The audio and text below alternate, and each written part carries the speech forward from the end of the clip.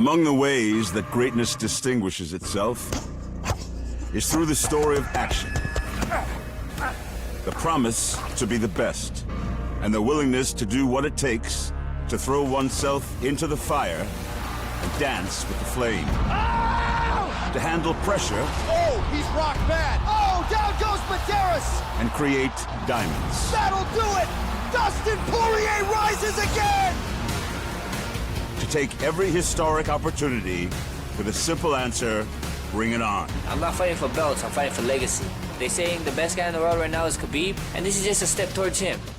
Tonight, from Atlanta, Georgia, 2 titles are on the line, along with a shared idea among those who dare to be great, that it's time to step up or step aside. First, it's a middleweight showdown as a tried and true warrior arrives at the pinnacle of his journey. I want to see this fight end in dominant fashion. I want to be able to make it clear that I'm supposed to be winning this world title. A conqueror of champions. Oh! Nice 1-2 from Gastelum. Bisping is out. With deceptive quickness. Man, look at his speed. That's it. And exceptional strength. Ready to meet head-on the new force sweeping the scene. A deft combination of style and speed. Oh, we tagged him again. Another knockdown. Israel Adesanya. Powered by will, forged on attitude. I'm already better than the version of me that fought Silva. Because I've evolved so much. I can't say the same for him.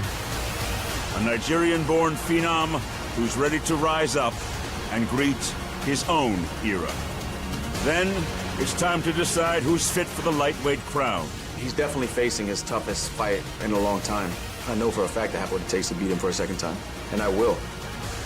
As the original chill in the air, who has sliced, slashed, and humbled the deadliest names in the division.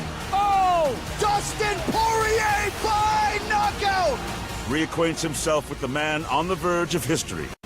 The featherweight champion. A Rembrandt of MMA, looking to add another title to bring back home to Hawaii. That'll do it!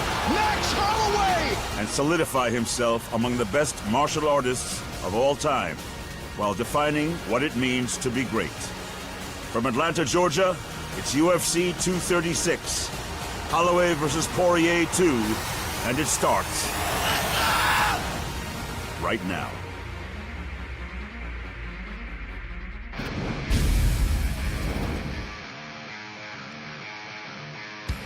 Dateline, Atlanta, Georgia. For the 4th time in UFC history, the Octagon is settled here in the ATL. Last time we were here, Tyron Woodley became a first-time champion, and tonight, 3 others get their first attempt to secure a piece of UFC gold. Live from State Farm Arena in Atlanta, Georgia, USA, this is UFC 236, Holloway versus Poirier 2. And we also remind you off the top, closed captioning is available for the entirety of tonight's telecast. And with that, the pleasure is all on this side of the table. Thank you for being with us for UFC 236. I'm John Abt. Max Holloway has put together one of the greatest singular runs the Octagon has ever seen. 13 consecutive wins, some of which have come against future UFC Hall of Famers. But the UFC featherweight champion wants to be labeled as the single best pound-for-pound fighter in the sport of mixed martial arts. So to that end, he moves up in weight tonight, and he will take on a most worthy Dustin Poirier for the UFC Interim Lightweight Championship. My broadcast partners, legends both, Joe Rogan, UFC heavyweight champion Daniel Cormier, big-time feel in Atlanta. Tonight we got 2 belts, 2 new ones going out later tonight. 2 fantastic fights too. I'm so excited about these fights because both these fights to me are who knows. Yeah. I love a who knows contest, and both of them fall into that category. When people ask me, who's gonna win, Poirier or Holloway? Who knows? Right. Style Bender or Kelvin? Who knows? I mean, it is fantastic to be in Atlanta. It's great when you can feel the environment, feels like electric. My skin's crawling. Joe and I have been here for hours waiting to get to this point, and we're finally on pay-per-view about to crown 2 new champions. I cannot wait. All right, let's dive into this main event. Of course, Max Holloway comes in with a belt over one shoulder, trying to get one over the other. And how about the pop for him a moment ago when his picture was shown up on the big screen? He's becoming a superstar. I think coming off of that Brian Ortega fight, people realize how special this man truly is. I think he's the greatest featherweight of all time, and I think he might be one of the best pound-for-pound fighters ever. He has phenomenal timing and pace. He has a championship mentality, and he has no weaknesses. He can submit you, he can finish you. He's got great takedown defense, and he has beaten some legends, including Jose Aldo twice. They say diamonds are forever, and that knows for Dustin Poirier. He finally gets an opportunity to compete for a UFC championship. This young man is just a fighter. He's from Lafayette, Louisiana, so a part of me likes the guy. But he's fighting Max Holloway, who's extremely tough, but he has a win over Max Holloway, which does stand for something. The heart that he has shown in so many fights has been truly phenomenal. You cannot get a loser in this match. It's so good. So the first meeting between these fighters was back in 2012. This was their first stare down for this second meeting, which took place back on March 1st. And this was the stare down yesterday at the weigh-in. The Fighter Odds brought to you by Poker Stars. Pound for pound, the greatest online poker experience in the world. Take on the best to win millions of prizes every day on Poker Stars. They will soon lock the octagon door behind Max Holloway and Dustin Poirier. Before they do that, we will have the UFC Interim Middleweight Championship fight. The last style bender, Israel Adesanya, DC, taking on the bull that is Kelvin Gastelum. And Gastelum's mission here tonight is to stop this hype train in its tracks. I mean, he's been in this position before. When Uriah Hall, when he was spinning and knocking everybody out, Kelvin stomped and pushed him against the fence and beat him, and feels like, honestly, he has seen the better competition. He's been in there with the better fighters. The way he knocked out Michael Bisping, dropped Jacare Souza, dropped and beat Tim Kennedy. He just believes that his level of competition is way too high. He's a better fighter than Israel Adesanya. He said tonight he stopped the hype train. Well, that hype train is going real fast, and it's super complicated. When you look at the average striker in the UFC, you might think of them as maybe a high school graduate, or perhaps maybe even they have a bachelor's degree.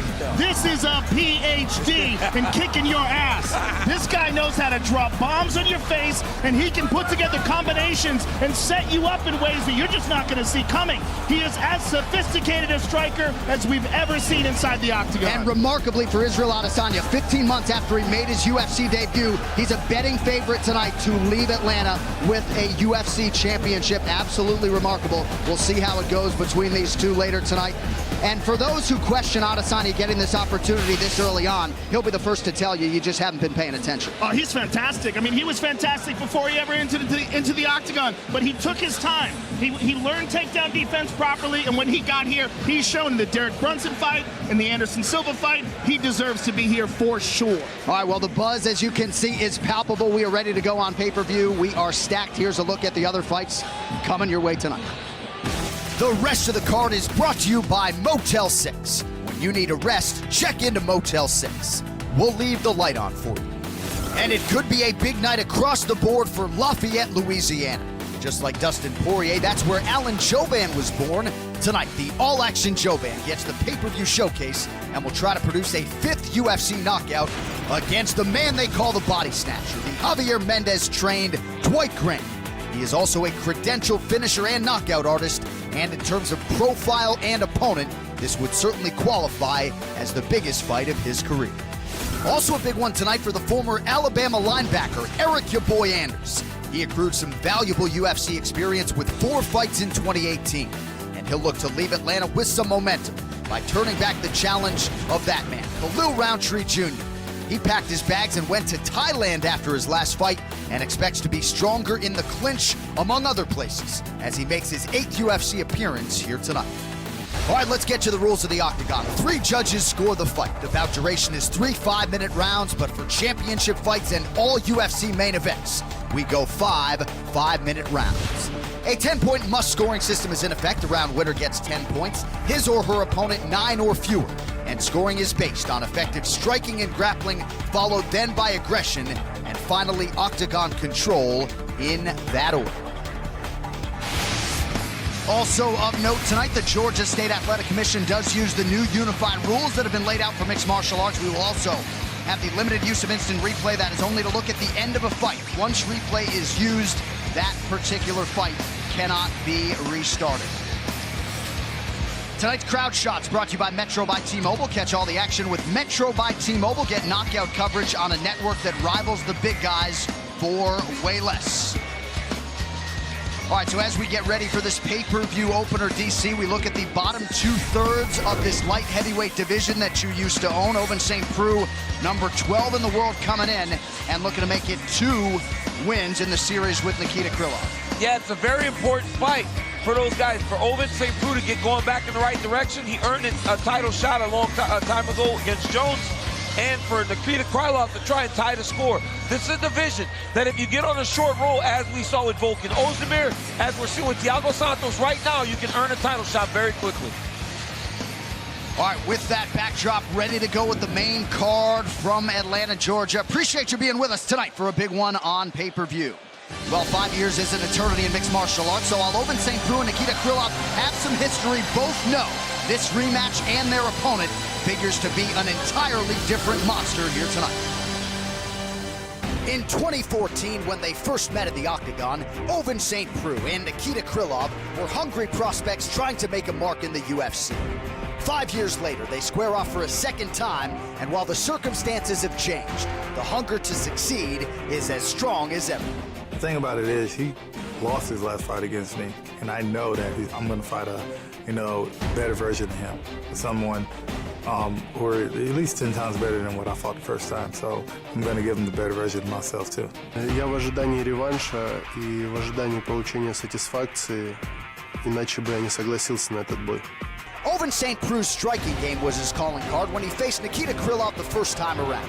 But that night in Dallas, he showed off the move that has become his trademark as he submitted Krylov with a Von Flue choke, and in so doing, established himself as a threat wherever the fight could take him. I think anybody can be broken. It's just a matter of fact is, how I'm going to do it. And that leads up to whatever you give me. So either way, if you want to get broken standing up, I can do it. If you want to get broken on the ground, I can do it.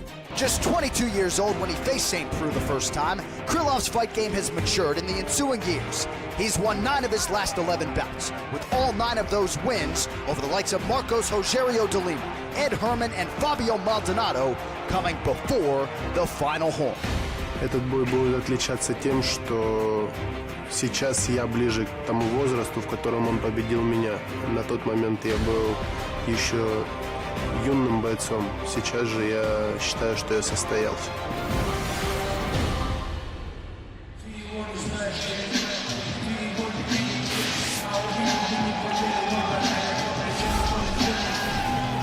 Making the walk for his 11th UFC appearance is Nikita Krylov, 25-6, the professional record in DC. This guy fights like he is double parked outside. Yeah, he doesn't want to be in there very long. He had the fastest head kick knockout in UFC history when he knocked out Walt Harris in 25 seconds from a head kick. And like you said, John, hey, it's kill or be killed.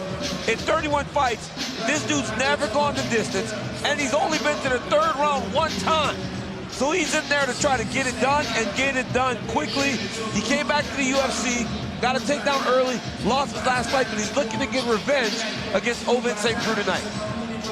Yeah, he has a very well-rounded style. He's got a background in Kyokushin karate, he has a very good Muay Thai base as well. Like if you see his style, it's kind of a combination of those traditional martial arts movements along with Muay Thai, good takedown defense, and I guarantee you he's not going to want to go to the ground with Ovince St. Preux after getting Von Flue choked like that. Right. That, I think this fight, in his advantage, the best place for it to take place would be standing up. A lot of volume from Krylov. DC mentioned the head kicks. That's a huge weapon in his arsenal. And this is part of his 2nd UFC stint. So he left the UFC after a fight with Misha Cirkunov in December of 2016. Won 4 in a row in Russia and his native Ukraine. Returned less than 2 years later. Fought Jan Blachowicz last September. And tonight he has earned this rematch with Ovince St. Preux. They fought back at UFC 171. And Nikita Krylov trying to move to 10-3 overall as a light heavyweight in mixed martial arts and make it 5 wins in his last 6. He is a slight betting favorite to do just that here tonight.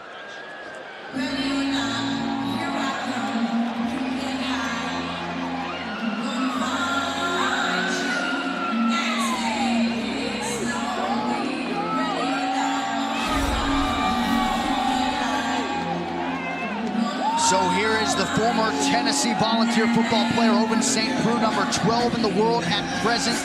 Made his UFC debut back in 2013. No 205er has been more active since. And Joe, you were there, of course, for his 3rd UFC fight when he submitted this opponent, Nikita Krylov, with that patented Von Flue choke. Yeah, we might need to name that choke the OSP. I mean, it really is. He's the guy who's got it 3 times inside the octagon, more than anybody ever. And it's one of those things where he gets to that position where guys try to grab a hold of his neck and he puts him to sleep with that choke. It's a very deceptive choke, and you see him there getting that on Krylov. He's got great power, fantastic power, particularly on his left side. His left kick and his left hook are outstanding, and he's fought legends. He's fought Shogun. He fought John Jones. He submitted Tyson Pedro. He's knocked out really tough fighters. Yeah. He's knocked out Shogun. He's a real contender, and he's a dangerous man. Yeah, he's very dangerous. As you said, John, activity has been his calling card. But he said he's kind of wanting to slow it down a little bit as he's getting older. He said now 2 fights a year may be exactly what he needs, because before 4 was a little bit too much. He feels that by slowing down, he may progress forward because he'll allow his body to recover, allow his mind to reset. Before, if you're fighting 4 times a year, you're constantly in training camp. He believes that this break after his last fight, 6 months, which is unheard of for him, will only benefit him. And we talk a lot about the schedule, the strength of schedule, but how about the fact that he's tied for 2nd all-time in terms of finishes in what has long been the UFC's glamour division? 9 of his 11 wins have come by finish. He acknowledged that Krylov can crack. The game plan for St. Preux to put Krylov on his back tonight. But he also said, I got to touch him to make that happen. We'll see how it goes early on tonight in this much-anticipated rematch between Ovince St. Preux and Nikita Krylov. All right, tonight's Tale of the Tape is brought to you by Modelo, brewed for those with a fighting spirit. Ovince St. Preux, 36 years old. Nikita Krylov is 27. OSP slightly taller by ½ inch. Both fighters successfully making weight. St. Preux will have a 2.5 inch reach advantage. All right, now for the particulars, we go inside to Bruce Buffer.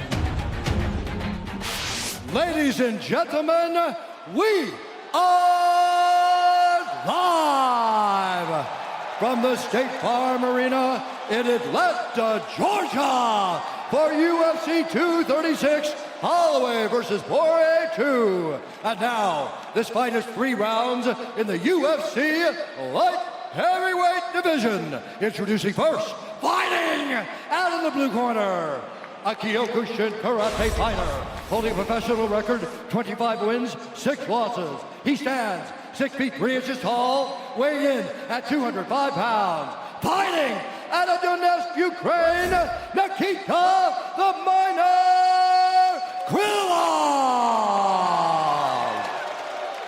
And now introducing his opponent, fighting out of the red corner, a mixed martial artist holding a professional record, 23 wins, 12 losses. He stands 6 feet 3 and 1/2 inches tall, weighing in at 206 pounds.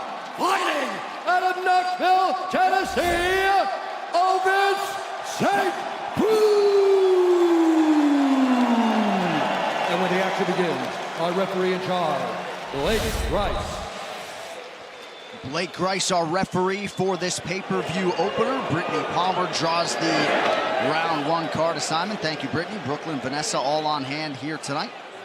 These fighter odds brought to you by Poker Stars. Pound for pound, the greatest online poker experience in the world. Take on the best to win millions of prizes every day on Poker Stars. Ovince St. Preux, slight dog, plus 115. Nikita Krylov, the favorite, at minus 135.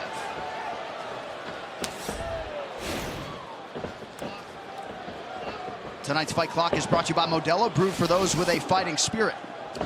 Watch the fingers in his eyes, please. Thank you. Ovince expected a big blitz from Krylov, but if he didn't get the finish he's looking for, he figured he'd be able to walk him down. Krylov's striking was very sharp right off the bat. He landed a good right hand on Ovens, and Ovens gets the takedown. Very nice. That was real good timing by St. Preux. Krylov doing a good job of trying to get back to his feet. Krylov went to grab the neck again the same way. Look, he's doing it again. You got to be very careful to hold that position if it gets the side control. St. Preux taking advice from Eric Turner there, right below him. Krylov looking for a guillotine here. He's got to be careful because Ovens is trying to hook his foot, circle him back to his back. Ovens has his hands connected. Let him go.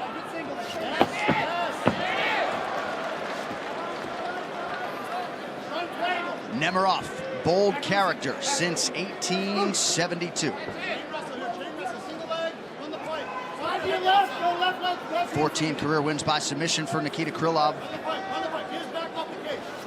Staying committed to this choke here. Well, he's got to feed his hips to Ovens if he's going to finish this.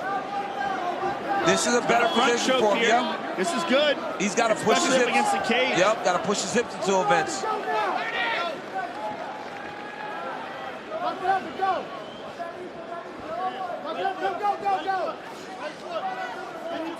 Krylov's last fight against Jan Blachowicz, just the 6th time he had ever seen a second round in 31 pro fights. Another takedown for St. Preux. Oh, Krylov's doing a good job of shoving his head down towards his legs to get back to his feet, though. Ovens is doing a good job of getting takedowns. But Krylov is really, really stuffing the head right away.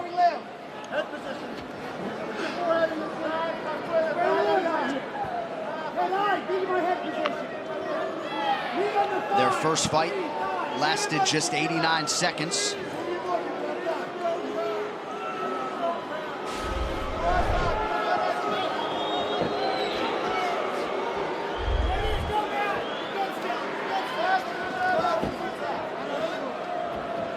Interesting. Krylov trying to take Ovens down now. Oh, nice whizzer kick. Turns out to be a bad idea. Yep, good whizzer kick by Ovens St. Preux. Whizzer is the overhook on the underhook side. Kick the hips inside and you roll them to the hip. Nice job by St. Preux. Good angles on those elbows from the Ukrainian Nikita Krylov.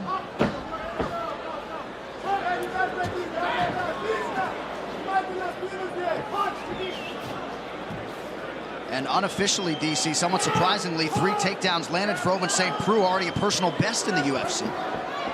You could tell that he wanted to wrestle. Full mount here. Big elbow by Ovens St. Preux.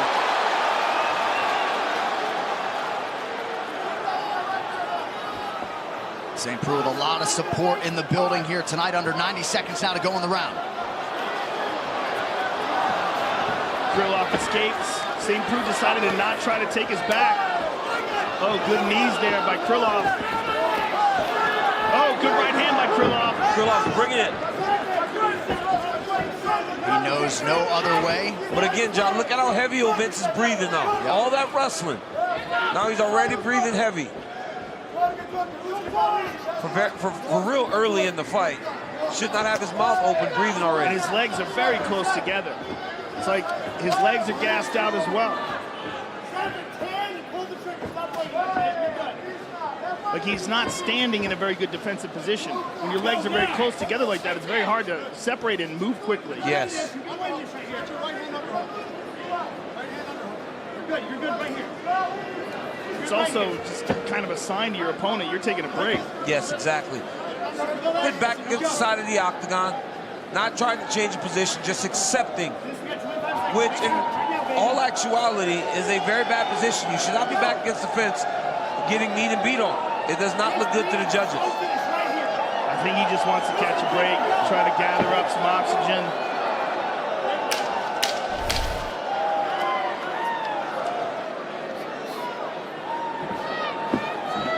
Oh, Krylov tried that high kick from the separation. Tonight's Corner Cam is brought to you by Body Armor. Make the switch to Body Armor, the official sports drink of UFC. More natural, better sports drink. Grab one today at Speedway. I need some level changes into 7. Look at me! Yes. Sit back. Good. You ain't tired. You don't get tired. Do you understand? Yes, sir. Then push the pace. Look, you're doing a great job on the takedowns. Just don't squeeze the whole time, right? Yes. What are we gonna do this round? Level changes into the 7. Deep breath. You understand? Slow everything down now. Slow everything down. Slow everything down. Everything good? Yep. Arms good? Yep. Hands up. He thinks he's gonna be tired. Here we see Ovince St. Preux with the takedown. And here's another one. Beautiful trip on the outside. Now here's Krylov with a right hand, kick to the body, a beautiful right hand there that really connected on the chin.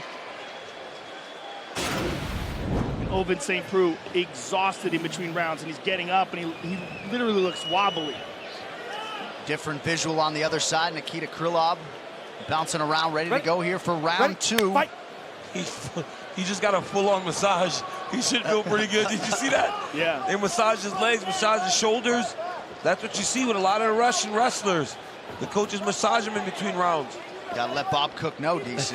I know, right? Good kick to the body there by Krylov. Krylov striking looks very smooth tonight. Light on his feet.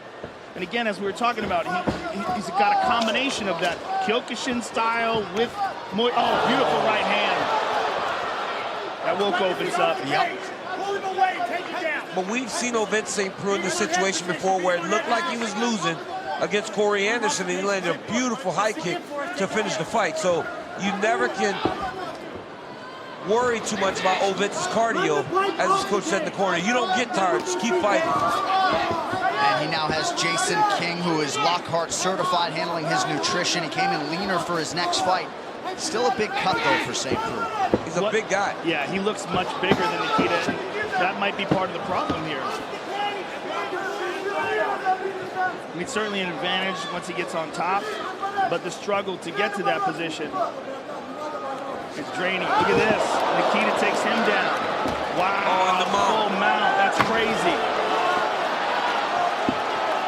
St. Preux gives up the back here. Oh, no.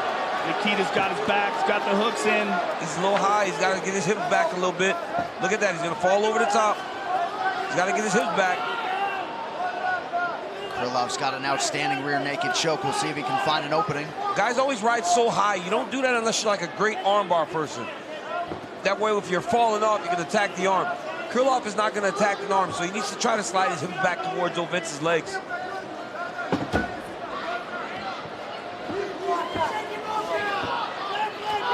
Ooh. Watch the back of the head. Watch the back of the head. Elbow right on the ear for Krylov. Under 3 minutes here to go, round 2. Oh, he's got it under the chin. He might have it here. He might have it. I mean, if he taps, you know, a lot of this could be just that tight squeeze and tight space when you're so tired. He's on the jaw. You hear him breathing, yes. It's starting to slide under the, it's going, it's done. And there's the tap. Nikita Krylov exacts his revenge. And that'll get Krylov into the light heavyweight top 15. That's a huge win for the Ukrainian Nikita Krylov tonight. Huge win and very impressive. I mean, he looked fantastic. He had Ovince St. Preux exhausted by the end of the first round. His cardio held up great. His stand-up looked sharp and smooth. And, you know, that's real revenge, right? He was submitted, now he submitted the man who submitted him 5 years later. All right, let's look back at it. This fight replay is brought to you by Nemiroff, bold character since 1872. I mean, you watch Krylov right here. He lifts, double leg takedown, hands locked, right into the mount. And now, he's just beating on Ovince, waiting for the moment to slip that arm under the neck. It wasn't under initially, but he just kept squeezing and squeezing and squeezing. You hear Ovince making these sounds, gasping for air. Eventually, Krylov gets the choke, gets submission victory, gets revenge. Great job by Nikita Krylov. So once it is official for Nikita Krylov, it'll be his 7th UFC win, 15th career win by submission, and 26th overall finish in MMA. This official decision brought to you by Metro by T-Mobile. Catch all the action with Metro by T-Mobile. Get knockout coverage on a network that rivals the big guys for way less. With that decision, we now turn it over to Bruce Buffer. Ladies and gentlemen, referee Blake Price has called a stop to this contest at 2 minutes, 30 seconds of round number 2. Declaring the winner by submission due to a rear naked choke, Nikita the Miner Krylov.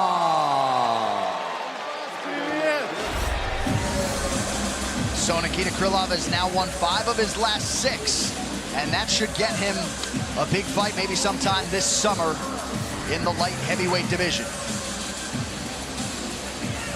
All right, these fighter stats brought to you by Poker Stars. Pound for pound, the greatest online poker experience in the world. Take on the best to win millions of prizes every day on Poker Stars. Some good company there. In terms of the most submissions in UFC light heavyweight history, Krylov in a 5-way tie now, one behind the UFC light heavyweight champion, John Bones Jones. We talk about Krylov's finishing skills. He gets another one and puts himself in pretty elite company in the UFC's light heavyweight division. How about that guy in terms of light heavyweight company? Thiago Marreta Santos will get his first UFC title shot coming up this summer, and Jessica Andrade in a few weeks getting another title crack, this time against Rose Namajunas. That will be May 11th in Rio de Janeiro. Tonight's Locker Room Shots brought to you by P3, the official protein snack of UFC. Alan Jouban's been out for 14 months, in part due to surgery to take care of a pair of herniated discs in his neck. Tonight, though, he's hoping a win will get him a shot against someone in the top 15. That said, Dwight Grant also has visions of contention, and sooner rather than later. And after a bonus-winning knockout in late February, the man they call the Body Snatcher right back on the proving ground with a lot to prove tonight. UFC 236, Holloway versus Poirier 2, is brought to you by Modelo Especial. Since 1925, we proved that it doesn't matter where you come from, it matters what you're made of. Modelo, brewed for those with a fighting spirit. By Metro by T-Mobile. Catch all the action with Metro by T-Mobile. Get knockout coverage on a network that rivals the big guys for way less. By P3, the official protein snack of UFC. And by Warrior, based on the writings of Bruce Lee, airing Fridays only on Cinemax. At UFC 237, you have the champ, Rose Namajunas, traveling down to Rio de Janeiro to take on Jessica Andrade. This is a tall order for the champ, Namajunas. Jessica Andrade has been pining for another shot at the UFC title. Eu quero muito esse cinturão. Dana, você tá aqui hoje. Faz isso acontecer. Eu quero lutar pelo cinturão com a Namajunas. Me coloca, eu quero o cinturão. Vamos lutar, eu tô pronta. Eu sei que eu posso. She lost her initial attempt against Joanna Jędrzejczyk. After, she went right back to work. She got wins over Tisha Torres, Claudia Gadelha, and then starched Karolina Kowalkiewicz. You gotta be kidding me. Jessica Andrade with a performance for the ages. Very rarely do you see a woman that can end a fight with one punch at 115. Andrade is just power in a bottle. But Rose Namajunas is riding hot. She can do it all. From flying triangles to the submission of Paige Van Zandt to submitting Michelle Waterson. And then she stood with the greatest striker that division had ever seen in 2 straight fights. There is a new strawweight queen! After finishing Joanna Jędrzejczyk and then coming back and beating her in a 5-round decision, she is on fire. Oh, she took with the left. This is crazy. Namajunas is so tough. She stays so calm. Nothing gets to her. This one is a must-see. You have 2 of the most skilled fighters in the world fighting for a title. I can't wait to be in Brazil. I can't wait to feel the energy. I can only imagine how it's going to feel to Rose and Jessica. It's going to be a special night down in Rio.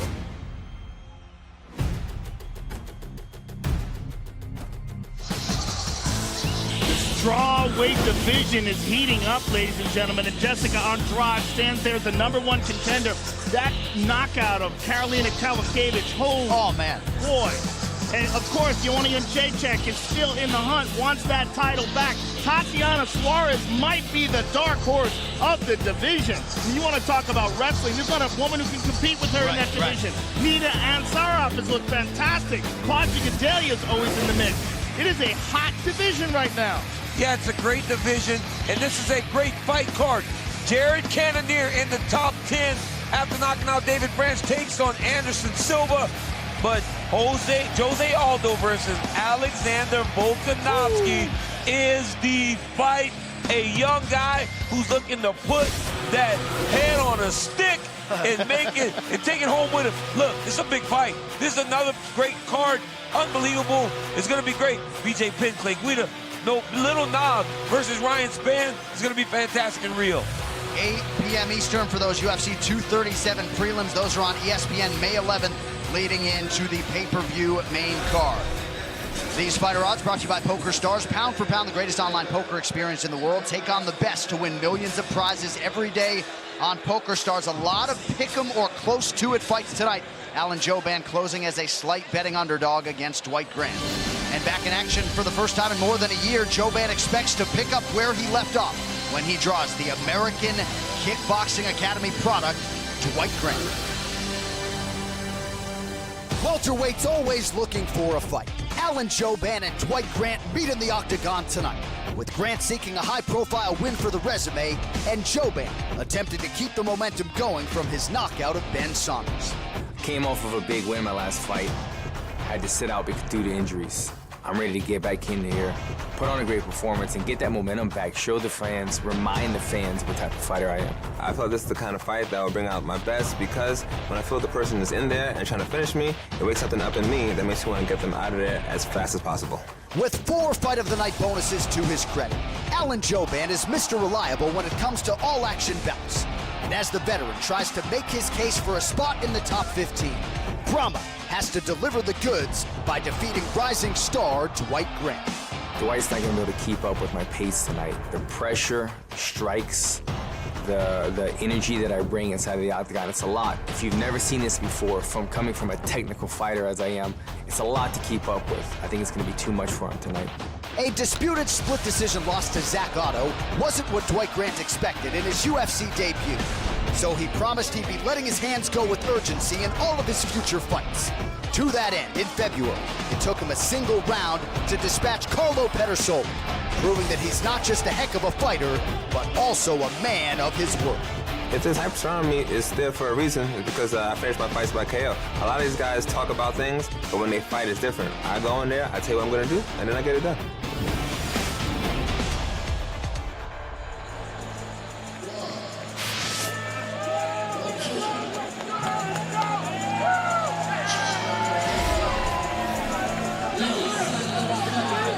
Call him the body snatcher because he drops people with body shots, I guess, at AKA there in San Jose, California. Dwight Grant, DC, your teammate making the walk for his 3rd UFC appearance here tonight. Here was a guy who had a hard time getting fights. Twice as a pro, he got into the cage and his opponent never made the walk.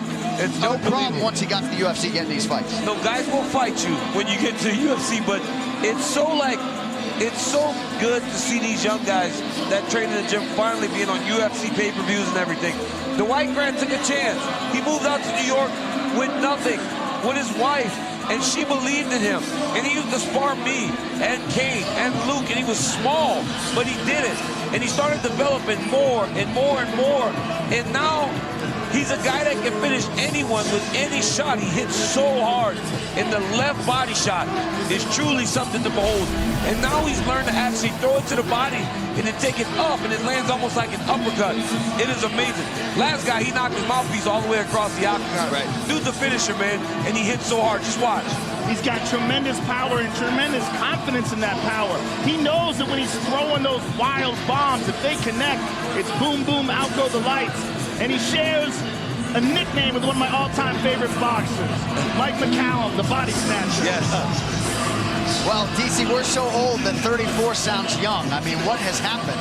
I know. Dwight Grant trying to make it 2 straight here on the greatest proven ground in the sport.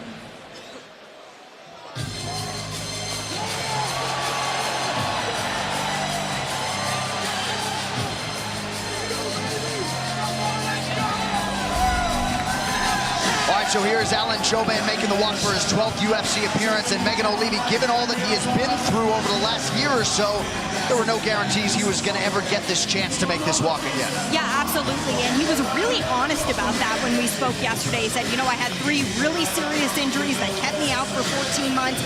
He said now that he's actually at fight week, this is a totally different feeling for him. He used to be really nervous and really anxious, kind of worried about the fight itself. He said now he's just been enjoying every single step of the way.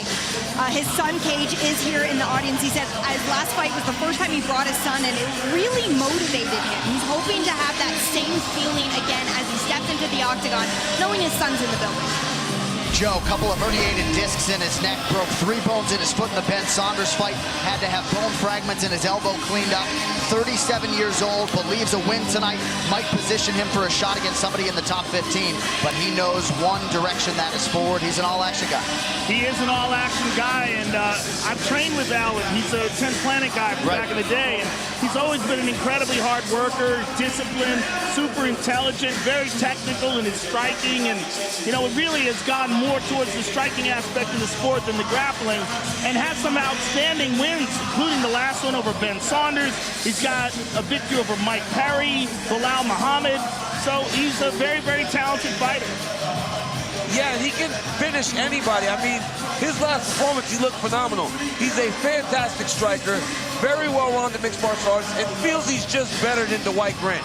He says he's never seen anyone that has the technical ability with the power that he possesses in there. Just honestly feels like the Dwight Grant is going to be in over his head right now. He brought in Chris Strelo, a 6'3" amateur boxer, to try to mimic some of what Dwight Grant does. He also said of Grant, respectfully, he doesn't smell blood in the water. So I'm back tonight, and I am back to remind people exactly what I can do. All right, tonight's Tale of the Tape is brought to you by Modelo, brewed for those with a fighting spirit. Alan Jouban, as we mentioned, is 37. Dwight Grant, the young man, at 34. Grant 1 inch taller, both fighters weighing in at 171 pounds. Grant will have a reach advantage of 2.5 inches. All right, now for the particulars. Back inside of Bruce Buffer. Ladies and gentlemen, this fight is 3 rounds in the UFC welterweight division. Introducing first, fighting out of the blue corner, a mixed martial artist holding a professional record, 9 wins, 2 losses. He stands 6 feet 1 inch tall, weighing in at 171 pounds. Fighting out of San Jose, California, Dwight the Body Snatcher Grant. And now introducing his opponent, fighting out of the red corner, a striker holding a professional record, 16 wins, 6 losses. He stands 6 feet tall, weighing in at 171 pounds. Fighting out of Los Angeles, California, by way of Lafayette, Louisiana, Alan Rama Jouban. And when the action begins, our referee in charge, George Allen. George Allen is back for more. Keith Peterson has the nickname No Nonsense, right? So we gotta figure out something for your boy George It's Allen. Swaggy G, baby. Oh, that's right, Swaggy G. That's right.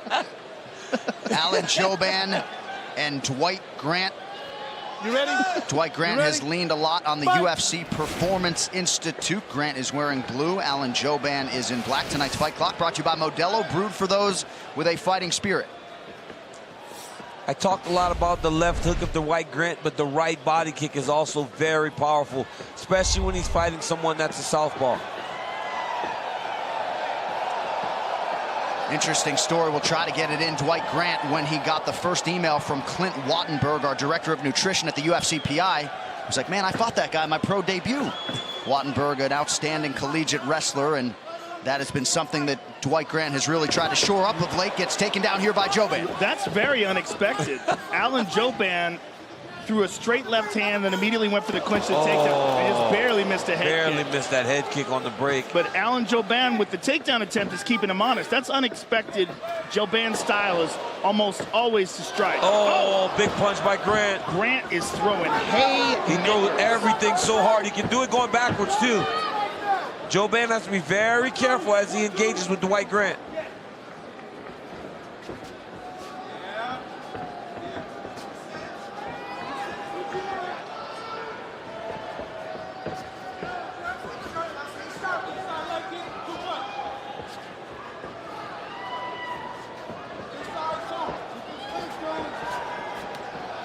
Jouban very good at making in-fight adjustments and capitalizing on in-fight momentum. He felt like those things could be key in this matchup with Dwight Grant tonight. A little slip there by the body snatcher. At times, Dwight can overextend himself because he's trying to throw so hard. He needs to stay within himself whenever he's trying to lead the dance. Jouban has fought some dangerous knockout artists before, including Perry, Mike Perry, and Tumanov. Tumanov, who is one of the nastier strikers in the division.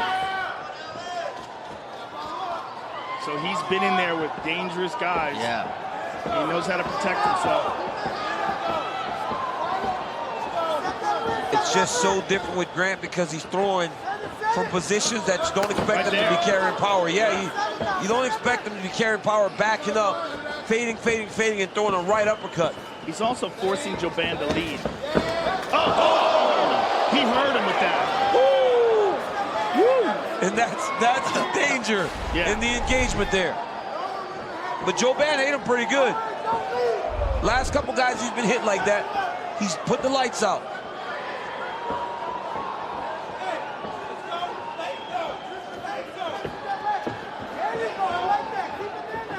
Grant has certainly earned Joban's respect when it comes to his power. Coming up on 2 minutes here to go, round one.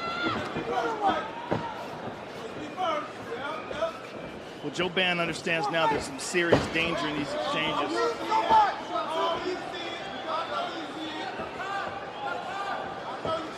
Joban, undefeated as an amateur in MMA, had back-to-back go-go plotters at one point in time. Never had a submission win as a pro.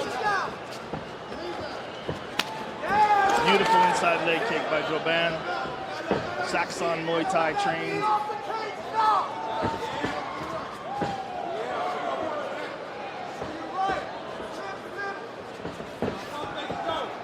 It's just a big difference in Dwight Grant's fight with Zach Otto to the comfortable posture that he takes now as he's in his third UFC fight, or fourth UFC fight. That was a nice left hook over the top by Dwight Grant. Throws those looping punches that come around your shoulder. You don't see them coming until they're on your face. Ooh, Joban goes up high.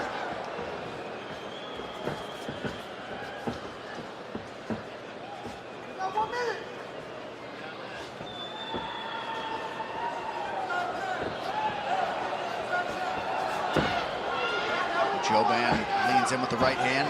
Joban is reaching. Oh, he connected there with the left hand. He's really picking up the pace here.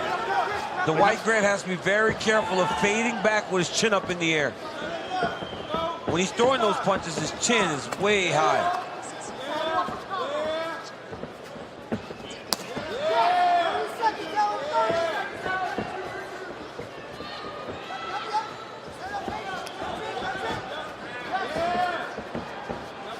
Grant tried to stick in that short uppercut. Under 20 seconds now to go in the round.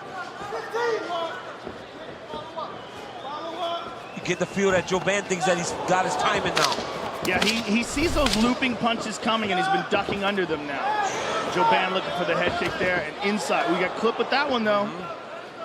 Boy, Dwight throws punches at strange angles. Very strange angles. That's why they land. And there's power to them. Tonight's Corner Cam brought to you by Body Armor. Make the switch to Body Armor, the official sports drink of UFC. More natural, better sports drink. Grab one today at Speedway. And let's play the kicking game, but let's set those kicks up a lot more. How you feeling? Good. Good? Hey. You see him trying to hit you with that check hook. He's trying to time you with that check hook. So give him those feints so he can throw it. And then you can set up some punches with that kick, man, because his body is open when he throws that check hook. Okay. Nice, good levels. You have good pressure on him. You have nice pressure. The pressure you're stalking him down with, he'll keep backing up. So you're having it nice. Set up with those nice feints. Keep that fucking hand glued to your head. I like knowing the time. It's good. Okay? One more to the inside. You saw how much that hurt him. Now it's just one. Right here, you see the inside kick from Dwight Grant. Right here, boom, left hook. Watch the right hand follow. Wow, it was crazy that Joban took this. Joban got hit clean there, but he took it, which gave him confidence to continue to pursue Dwight Grant, especially as the fight gets longer. Well, it's an exciting week ahead on UFC Fight Pass, kicking off with Pancrase live from Japan. That immediately follows UFC 236. Then back-to-back events, Tuesday and Wednesday from Absolute Muay Thai and Alaska Fighting Championship. And the week concludes with Roy Jones Jr. Boxing, Titan FC, and Cage Warriors. All month long, UFC Fight Pass has you covered. Round two here. Alan Joban is in black out of the southpaw stance. Dwight Grant fighting out of an orthodox stance in blue. The corner, Joban said, give him feints to try to draw the check hook, and then you can attack. Oh, he hurt him. He hurt him. Boy, Dwight Grant just throws looping, wild punches. They're so unorthodox and dangerous. It's like one of those guys that has this tremendous power that every moment you're in there, you feel like you're constantly under attack. And we just saw the replay, landed flush on the forehead. And for a guy in Dwight Grant, sometimes you don't know exactly where you stand until you get that requisite step up in competition. So far, so good. Well, Joe Band's chin is really holding up as he has gotten tested.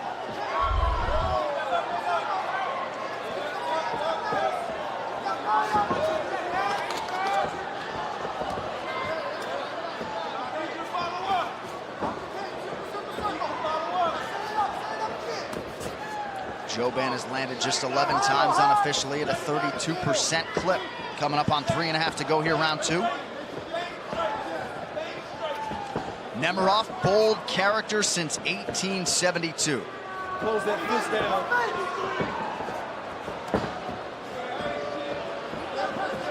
Joe Band's having a very difficult time trapping him. He's allowing him to evade and get out of the traps that he's trying to set because he's following Grant. He's not cutting him off.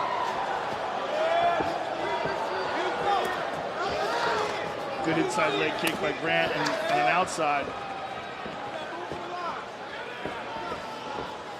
Using a lot of good movement. Allen's got to throw more leg kicks in order to stop him from moving. Outside leg kick on the right side as Grant's trying to escape to his left.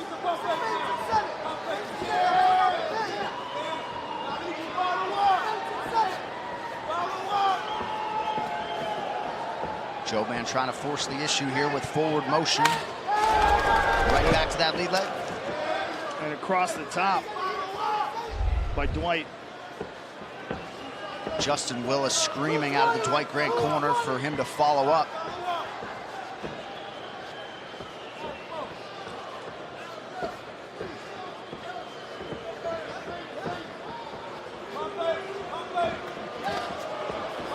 Nice stick and move by Dwight Grant. Coming up on 2 minutes here to go round 2. Joe Band's doing a good job of estimating the timing. So when Grant goes to fire, Joe Band's got this little bit of hesitation. He knows when it's coming, and then he's pulling back just in time. The thing about it is, though, he's not making Dwight Grant pay for it. Yep, yeah, he's right. not punishing him. He's avoiding the shots and he's pushing the pace, but he's like right there. He's not making him pay. Dwight throws such big shots that he usually is out of position if they miss.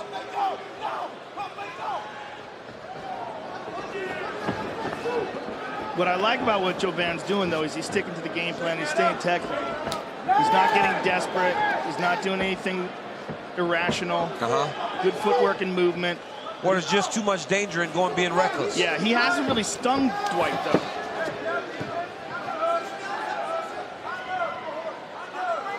Dwight has landed the more significant of the strikes. But Joe Band has gotten a little bit closer as the fight's going on.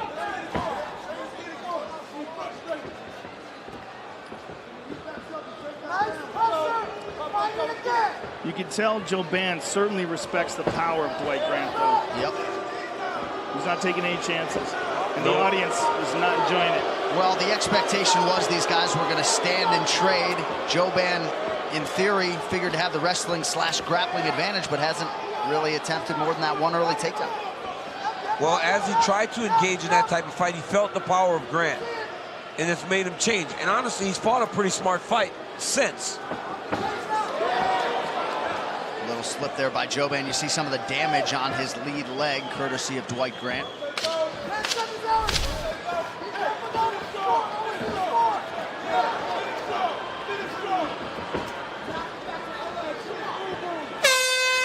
Ten minutes in the can.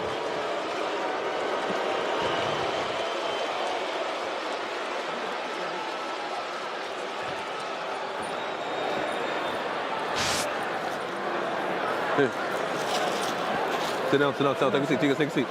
All right, this round, we need to be prepared because you know he's gonna try to wrestle, okay? Yeah. You know he is, all right? But he's frustrated, your movement is awesome, I love it, okay? Yeah. Keep it going, keep it active. All right. So what? You're chasing him, though. You're not cutting him off. Okay. Cut him off. Okay. Step hard to your right and cut him off. Throw some feints, because all he's on the against the cage, all he's trying to do is that check left hook. Yeah. That's your opportunity to fucking go in straight left if you want. Breathe. Relax. All day. Okay? All day. Fight the same way you've been fighting. Capitalize on some of those power opportunities. Keep that fucking hand up. You're stalking them down perfect. Perfect. Another inside kick, and that hurt again. Round 3 is brought to you by P3, the official protein snack of the UFC. DC, you heard the Dwight Grant corner there. They're expectant that Alan Jouban's going to wrestle here. Your thoughts? Yes, they expect him to wrestle. They like the movement from Dwight Grant. They want him to stay on that movement. Let Jouban continue to be frustrated as the fight is continuing into the third round. Well, this is a very difficult fight to score because it's been fairly uneventful. And it's very close. I mean, yes. From Jouban with the very good octagon control. He's the guy pressing the whole time, to the big explosions of Dwight Grant. But when you're rating damage, like significant strikes, you're going off either the leg kicks of Jouban or the big punches of Grant. Yes. I feel the fight's very close.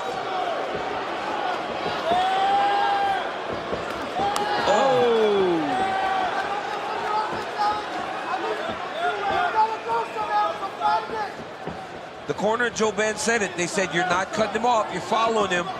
Take advantage of some of those power opportunities. They wanted the straight left.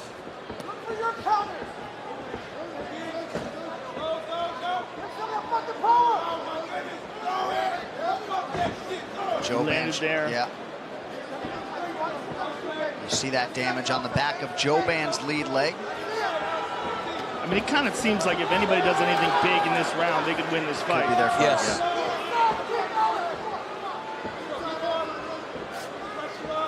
But outside of that very first takedown, Jouban hasn't even attempted to take Grant down again.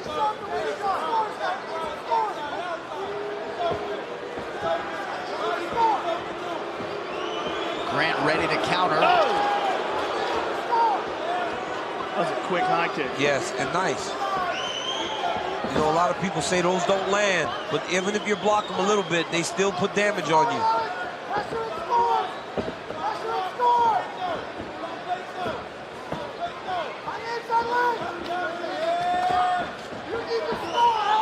Both guys landing less than 37% of their strike attempts. Grant goes high again. Jouban ready, not for that one.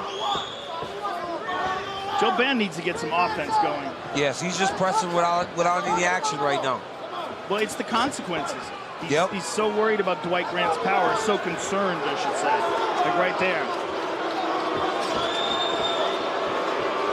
As agitated as this Atlanta crowd has been all night, there's been a lot to cheer about.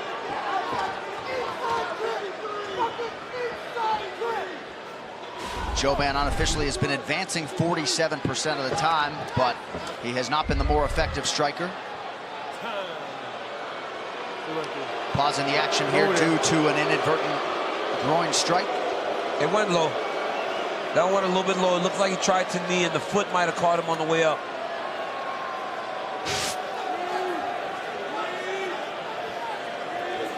Unfortunately, I heard. Oh, man. Well, I don't think I'm not even going to look at it, but we're just going over there. You're fine. Whoa. No question there. No question about that one. That might be the cleanest one we've ever seen. Don't start before you're ready, okay? So we always talk about these fighters having 5 minutes to recover from a groin strike. You don't necessarily get that for an eye poke. But wouldn't Dwight Grant be wise to take his sweet time here? Yeah, you take your time, man. You just take your time. You got 5 minutes. I think sometimes you feel the urgency from the crowd. You know. Ready? Stay right there. Stay right there. You go. Fight! I'm just watching the ref the whole time, just kind of kicking back. Like, I love the guy. He's got style. He does have style. He's got gold shoes on.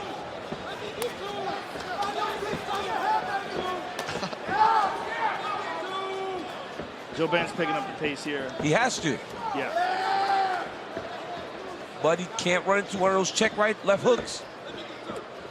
Well, Jouban told us Thursday he realizes the window is small He's got some work to do here in the final 2 minutes. 37 years old, hoping to crack that top 15, maybe make one final run. Oh, he clipped him there with the right hand.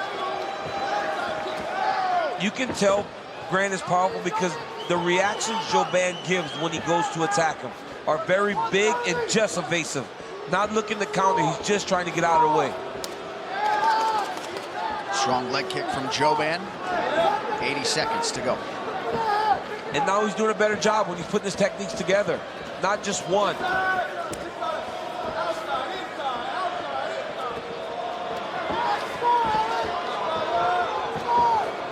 4 UFC knockouts and as many bonuses for Jouban coming in, but just has had a hard time consistently finding the range tonight.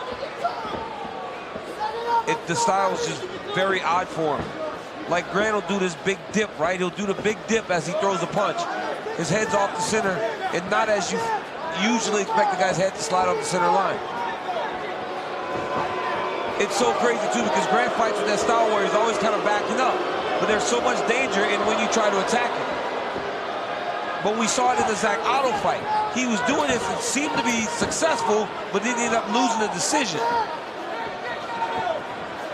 It's optics. The optics don't look all that good when you're the guy that's always backing up like that. No. Yeah, and Jouban is cornered on a little bit in this round. Oh, nice left hook to the body there by Grant. Taken outside by Jouban, gets the back. Final 10 seconds. It has been a strong third round for Alan Jouban. And that's a great finish. Look at that. Judges remember seeing this.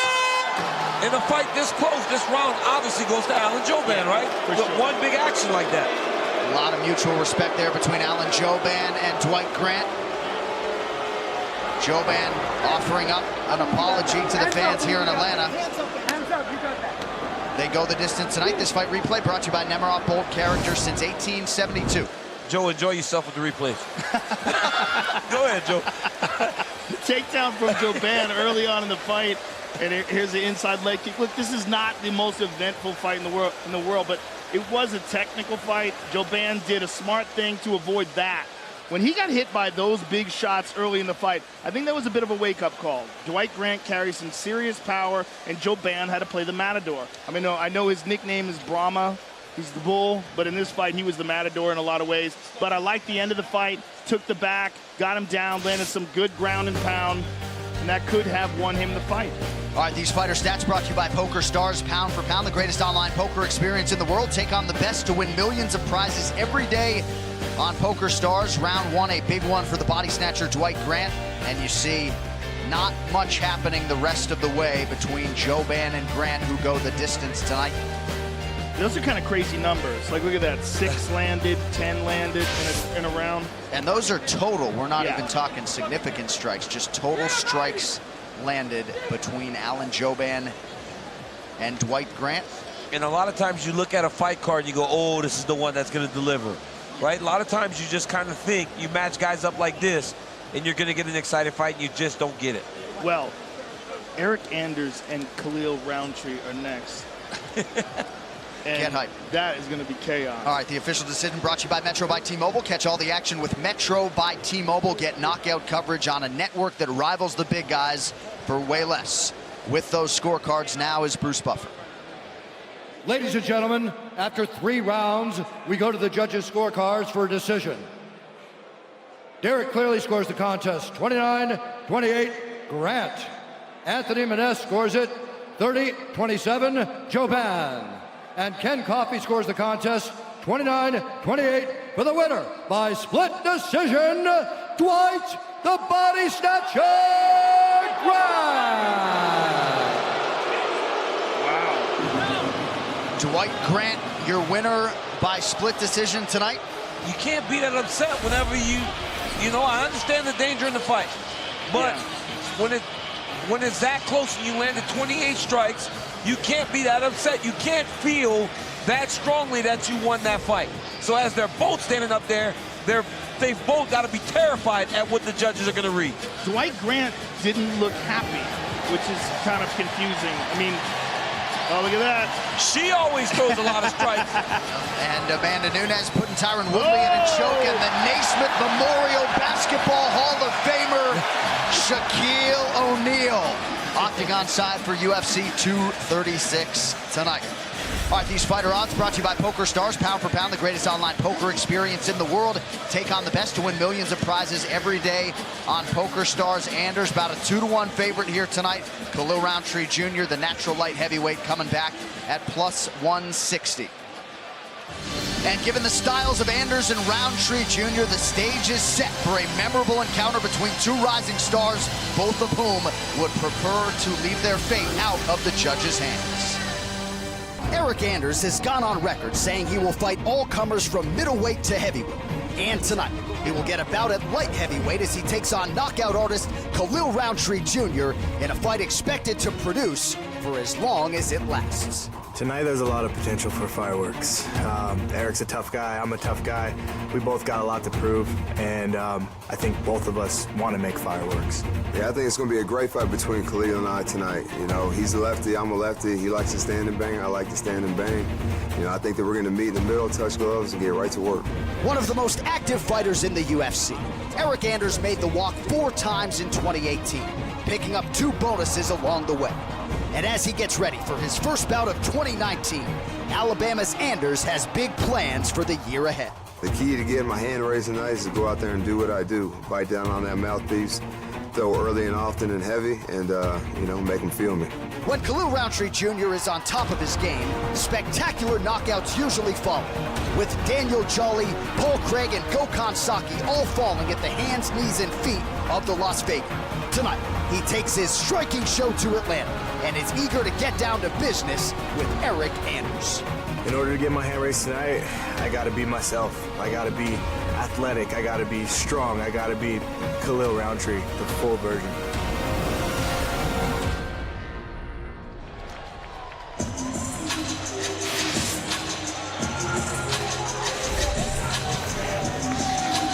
All right, Joe Rogan, here's Khalil Roundtree Jr. making the walk for his 8th UFC appearance. I've always appreciated his appetite for knowledge. He always had plans to go to Thailand, and after getting dominated by Johnny Walker in the clinch, he went there expecting to go for a month.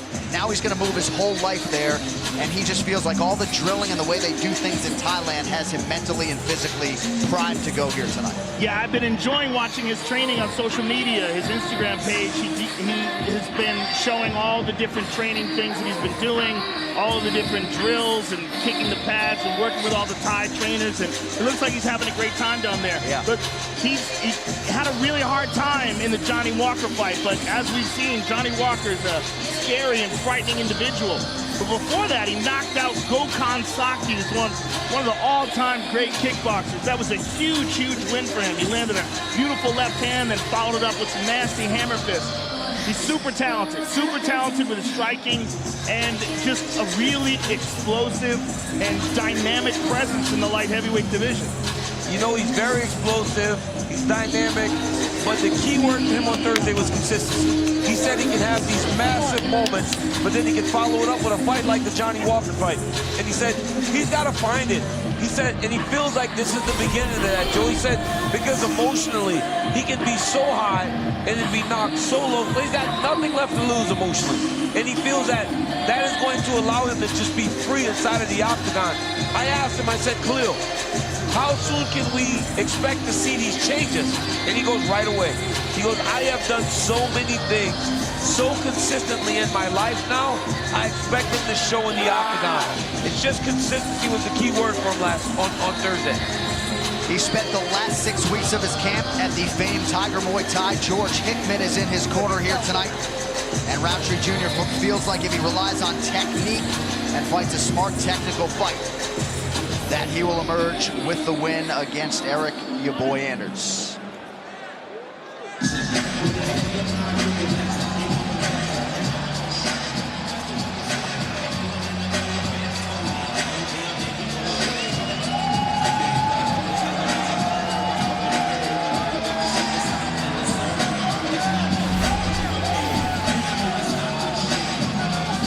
So here is the Birmingham, Alabama native Eric Anders. Anders, 7th UFC appearance for him. A lot of health issues of late. He kept a busy schedule, fought 4 times in 2018.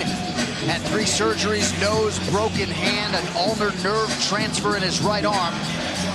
He's training with Mark Montoya and times also Chris Connolly, his longtime chief corner at Spartan MMA. It's interesting, Joe, because Montoya wants him at 205 pounds. Anders still has visions of a middleweight run, but they feel like they put in all the right work in advance of this Roundtree Jr. fight tonight. Well, this is I mean, if you want to watch a wild, crazy fight, stylistically, this is about as good as it gets. Yeah. Eric Anders comes forward, he throws bombs, he's got real power and a love for these exchanges. I mean, this guy's a wild, aggressive fighter, coming from that football background, and knows he's kind of, making up for lost time and really developing his mixed martial arts game.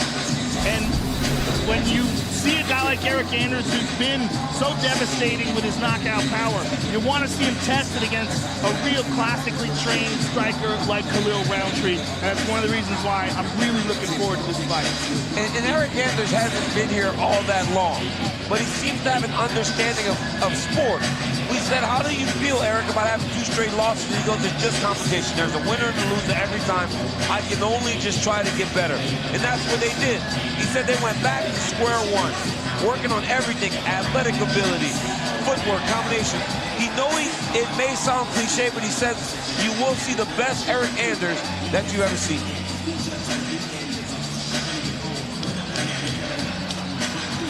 All right, ready to go with this featured bout of light heavyweight. Tonight's Tale of the Tape is brought to you by Modelo, brewed for those with a fighting spirit.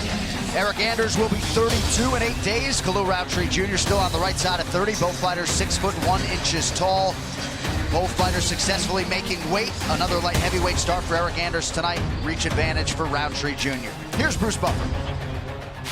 Ladies and gentlemen, this fight is 3 rounds in the UFC light heavyweight division. Introducing first, fighting out of the blue corner, a mixed martial artist holding a professional record. 8 wins, 3 losses, 1 no contest. He stands 6'1" tall, weighing in at 206 pounds. Fighting out of Las Vegas, Nevada, Khalil Roundtree Jr. And now introducing his opponent, fighting out of the red corner, a mixed martial artist holding a professional record. 11 wins, 3 losses. He stands 6'1" tall, weighing in at 205 pounds. Fighting out of Birmingham, Alabama, Eric, your boy, Anders. And when the action begins, our referee in charge, Jason Herzog.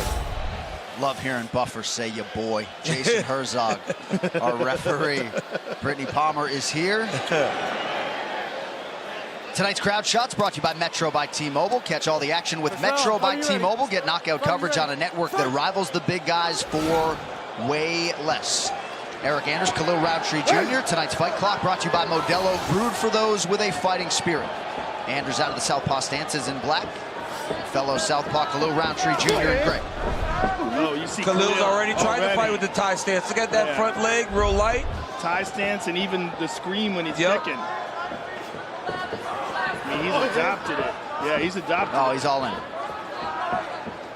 Well, he's so excited about the training there. Yeah. And he's so excited about really learning Muay Thai from the motherland. Right. And there's so many great Muay Thai trainers in America, but man, there's something special about being able to train in Thailand. Yeah. He's just such a receptive student in terms of the drilling. They tell him to do something, he does it. Look at how light he is on that front leg, man. Yeah, I mean, he's moving like a Thai fighter. Yeah, that's traditional Thai fighter. And he's got Anders a little bit frozen. Anders is looking at him like, what's this dude doing? Oh! That inside kick, that switch off the right leg is beautiful. Oh, man, speed with that left as well. Anders has got to start checking those to do something different. He's got to be the guy going forward against Roundtree when Roundtree's fighting like this. Man, that is clean. I mean, already look at the redness on the inside of the leg. 2 kicks. But these kicks are so much better than we've seen from him before. We've seen a significant improvement in his technique. He just looks incredibly sharp. It's Talked a lot about the confidence gained as well. Good start for Roundtree Jr. Oh, man. Some guys who knock out Gokhan Saki might be feeling themselves, rest on their laurels. Roundtree Jr. essentially did the opposite. Roundtree's coaches are like, okay, now take your time. Back on the feints. Don't rush. He has really got Anders confused at this moment right now. Well, Anders made him reach there as he pretended to go for a leg. It would benefit Anders to keep on faking takedowns, or actually attempt a takedown. Because right now he's getting that lead leg beat up. Beat up bad. Woo! It won't take many of those. No, I mean, he's already compromised. The speed that Khalil Roundtree is throwing those kicks with, it's something to behold. And Anders has got a puzzle in front of him that he is trying to solve.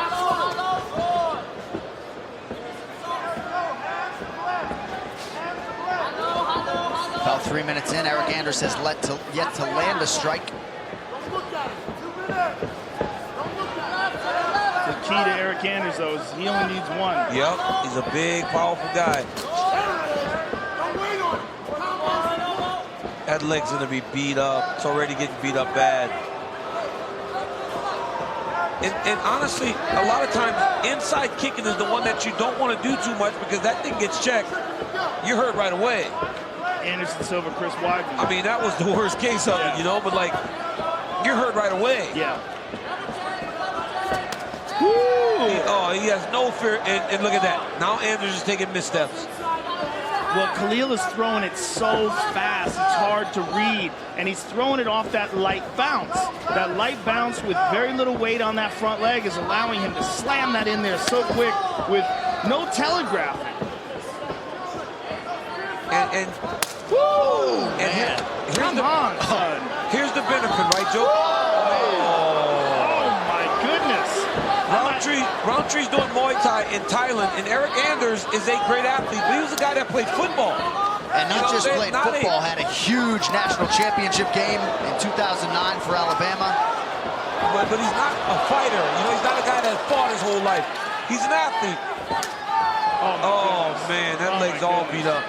Oh, he's got to start throwing now. There are dudes right now booking their trip to Thailand. I mean, when you're looking at Khalil Roundtree, looking the way he's looking right now, yes, you should be on your way there. They're checking flights to Phuket. Beautiful knee to the body. And it's all with no wind-up, Joe. Yes, no telegraphing. Anders has got to do something to change this. I mean, he's doing it all Thai style. I mean, he really is. One of those would put me out for like 6 months. I think you sell yourself short, J.A. Thank you.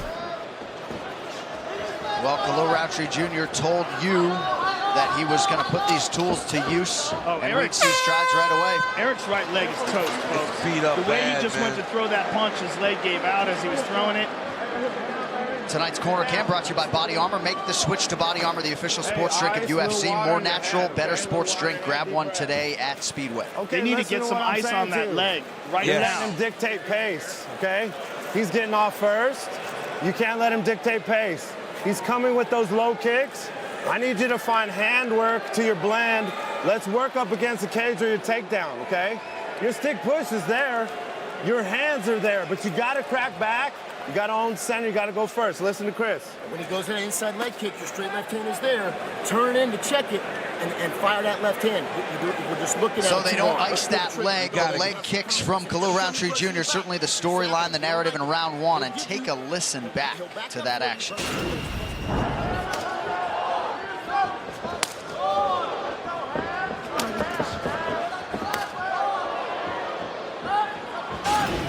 That's a bat to meet, ladies and gentlemen. Yeah, you got to get some ice on that leg. I'm so impressed with the way Khalil is moving and kicking. I'm so impressed. And he's not even breathing heavy at all. Well, I mean, he wasn't tested. It was all him. I mean, that was the clear Roundtree Jr. show that first round. Now he's sitting down a little bit. Trump Sanders! He's sitting in his stance way more to start that round. I mean, when Eric gets up, he might have a broken leg. Bro, he is getting beat up. Khalil Roundtree Jr. is beating up Eric Anders. Like, just beating him up.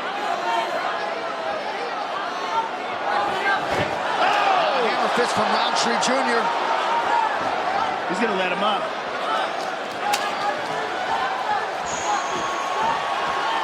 Now look at the stance. Look at the stance. Look at how much he was sitting a little bit more at the start of this round. Now he's back in that tie stance.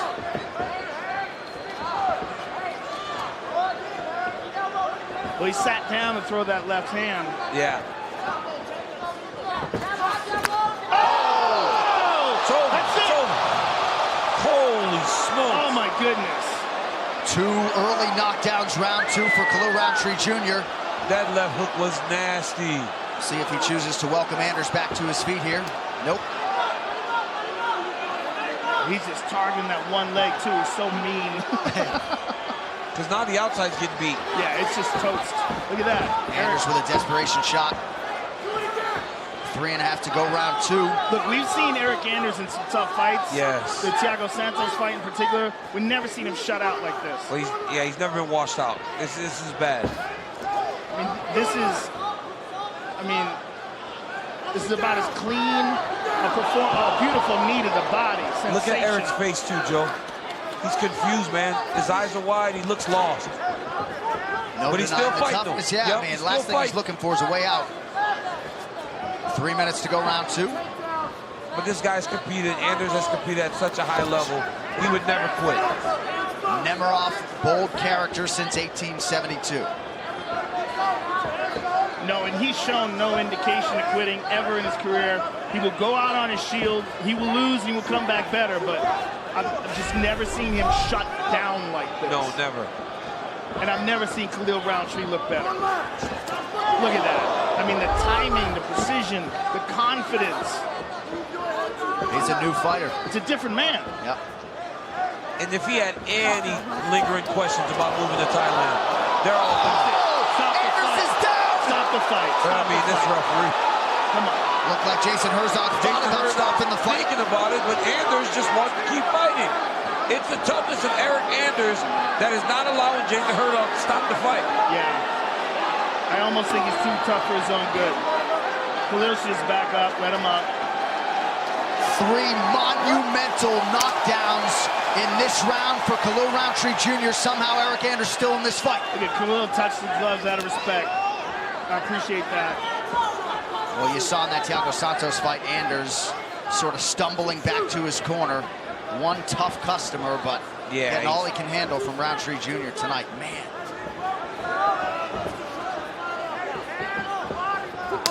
Oh!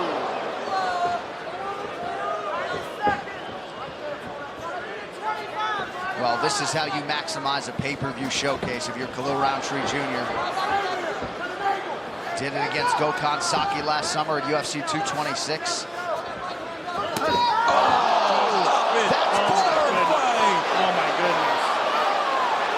Jason's looking at his eyes as a good referee should. He sees he's still there. He's still there and he doesn't want to quit. He's not going to quit.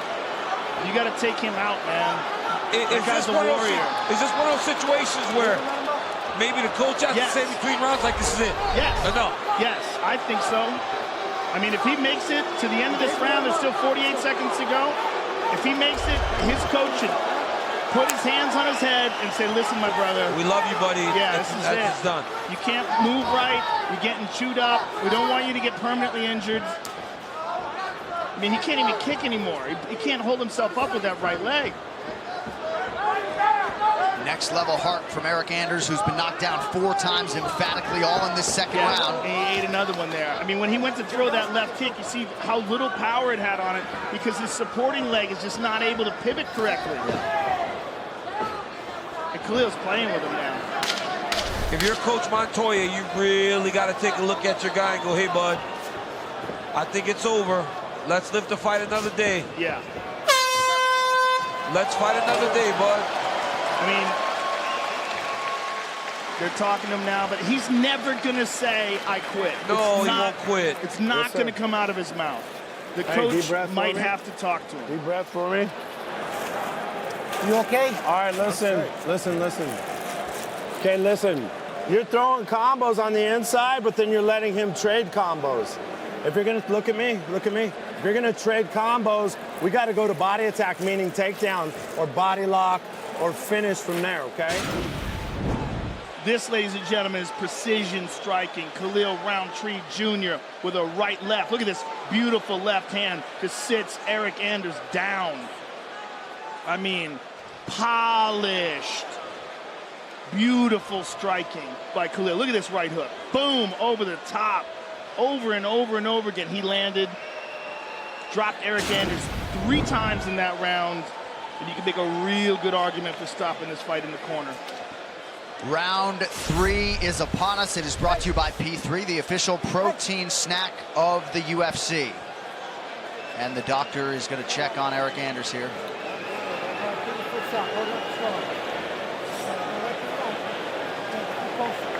Thank you, sir. Thank you very much, sir. Thank you. What is he doing pushing on his hands? Just to see how much resistance he got back. I don't know. What? Eric Anders is a savage. He's pushing his hands Look at down, Eric doctor. Anders. Yeah. Eric Anders still wants to fight. Of course he's tough, to fight. man. Look, the guy is a savage. There's no doubt about it. He's never going to quit. He's a warrior. He's going to go out on his shield. He's going to try to win until he gets taken out. But what if he does win, though? Oh, yeah. What if he does, knock idiots. him out? Oh, my goodness. Well, it can that happen. would be the craziest. It can happen. Yeah, it can happen. Sure. And every moment he's in there, he's so big and powerful he has a chance. Yes. But logic says, with the way this fight has gone, well, he looks better right now, I'll tell you that. Oh, man. Oh, man. Pick your poison. 2 more on the outside.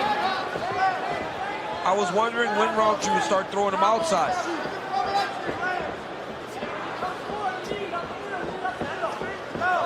Well, the buzzword on Roundtree Jr. coming off The Ultimate Fighter was potential, and he's realizing a whole lot of that tonight.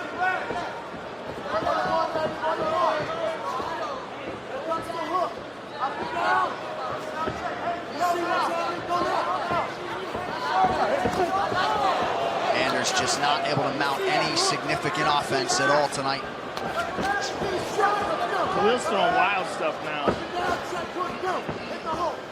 There are sometimes you're in there with a guy and you don't really feel as in danger as you should in a fight. And you can start to do things that you may not have normally done. And then you get caught.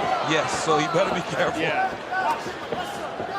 But the question is, can Eric Anders generate that kind of power now with that compromised leg? Oh, man, he got tagged again, but at least he's up. But he's showing no regard for Anders' power, though. Again, I think maybe that's because of what you're saying, Joe. Like the leg's so compromised, he can't really sit on his strikes as he normally would. Yeah. He sat on that left hand. Something bothering Anders in that left eye.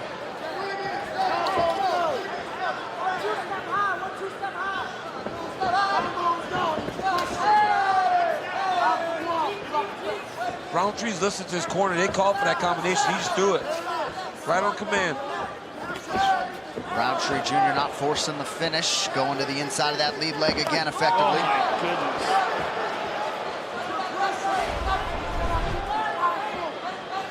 goodness. Sunday and Monday and Tuesday are going to suck for Eric Anders. And Wednesday. And that leg and Thursday and Friday. Boy. Wonder how that compares to the football soreness. Playing middle linebacker in the SEC. You know you're sore after those football games, but his legs never felt like this before. But you got to think that if Khalil decided to really start chopping that leg, he could stop this fight with just that. But Anders, look at that. He's mounting offense now. But if Khalil just started going to the outside over and over and over again, how many more can Eric Anders take? Especially on the outside.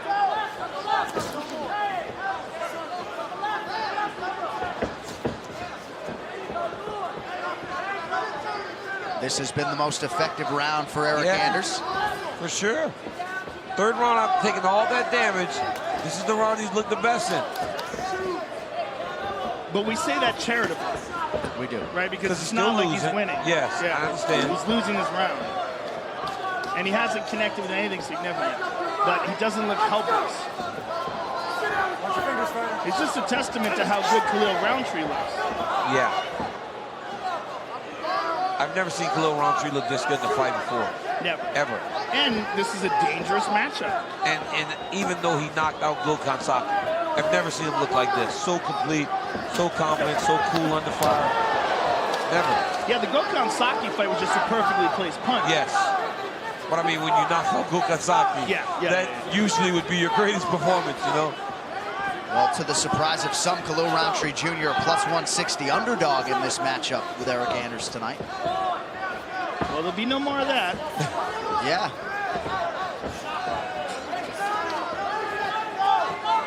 Under 30 seconds now to go in this one. Coming up next, the UFC Interim Middleweight Championship, Israel Adesanya and Kelvin Gastelum.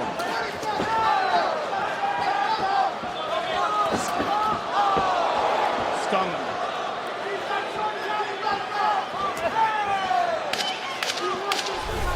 Mercifully for Anders, the final 10 seconds of this fight. And Eric Anders is a beast. He's still out there fighting, trying to win. I mean, yeah, so much respect for that guy. So much respect. I mean, to take the kind of beating that guy did and never take a step back, constantly try to press forward, constantly try to win, and with a compromised leg, almost the majority of the fight. This fight replay is brought to you by Nemiroff, bold character since 1872. I mean, the leg kicks right from the beginning of the fight. Khalil Roundtree landed so many of those leg kicks. That right leg was beat up after round number 1. It was truly amazing. And then the power. I mean, left straight off of a right hook, drops Anders. And again, another left hook pops him and just shuts him down. Then the right hook drops him again. I mean, I have never watched Khalil Roundtree fight to such a high level. What a performance. He said he would be better tonight, and he absolutely was. The flights to Thailand just got more expensive. These fighter stats brought to you by Poker Stars. Pound for pound, the greatest online poker experience in the world. Take on the best to win millions of prizes every day on Poker Stars. Significant strikes, 71-19 for Khalil Roundtree Jr. 32 leg strikes, nearly all of them with conviction, and the 4 knockdowns, all of them coming in that second round for Khalil Roundtree Jr. against Eric Anders tonight. All right, the official decision brought to you by Metro by T-Mobile. Catch all the action with Metro by T-Mobile. Get knockout coverage on a network that rivals the big guys for way less. With the scorecards, here's Bruce Buffer. Ladies and gentlemen, after 3 rounds, we go to the judges' scorecards for a decision. All 3 judges score this contest 30-26 for the winner by unanimous decision, Khalil Roundtree Jr.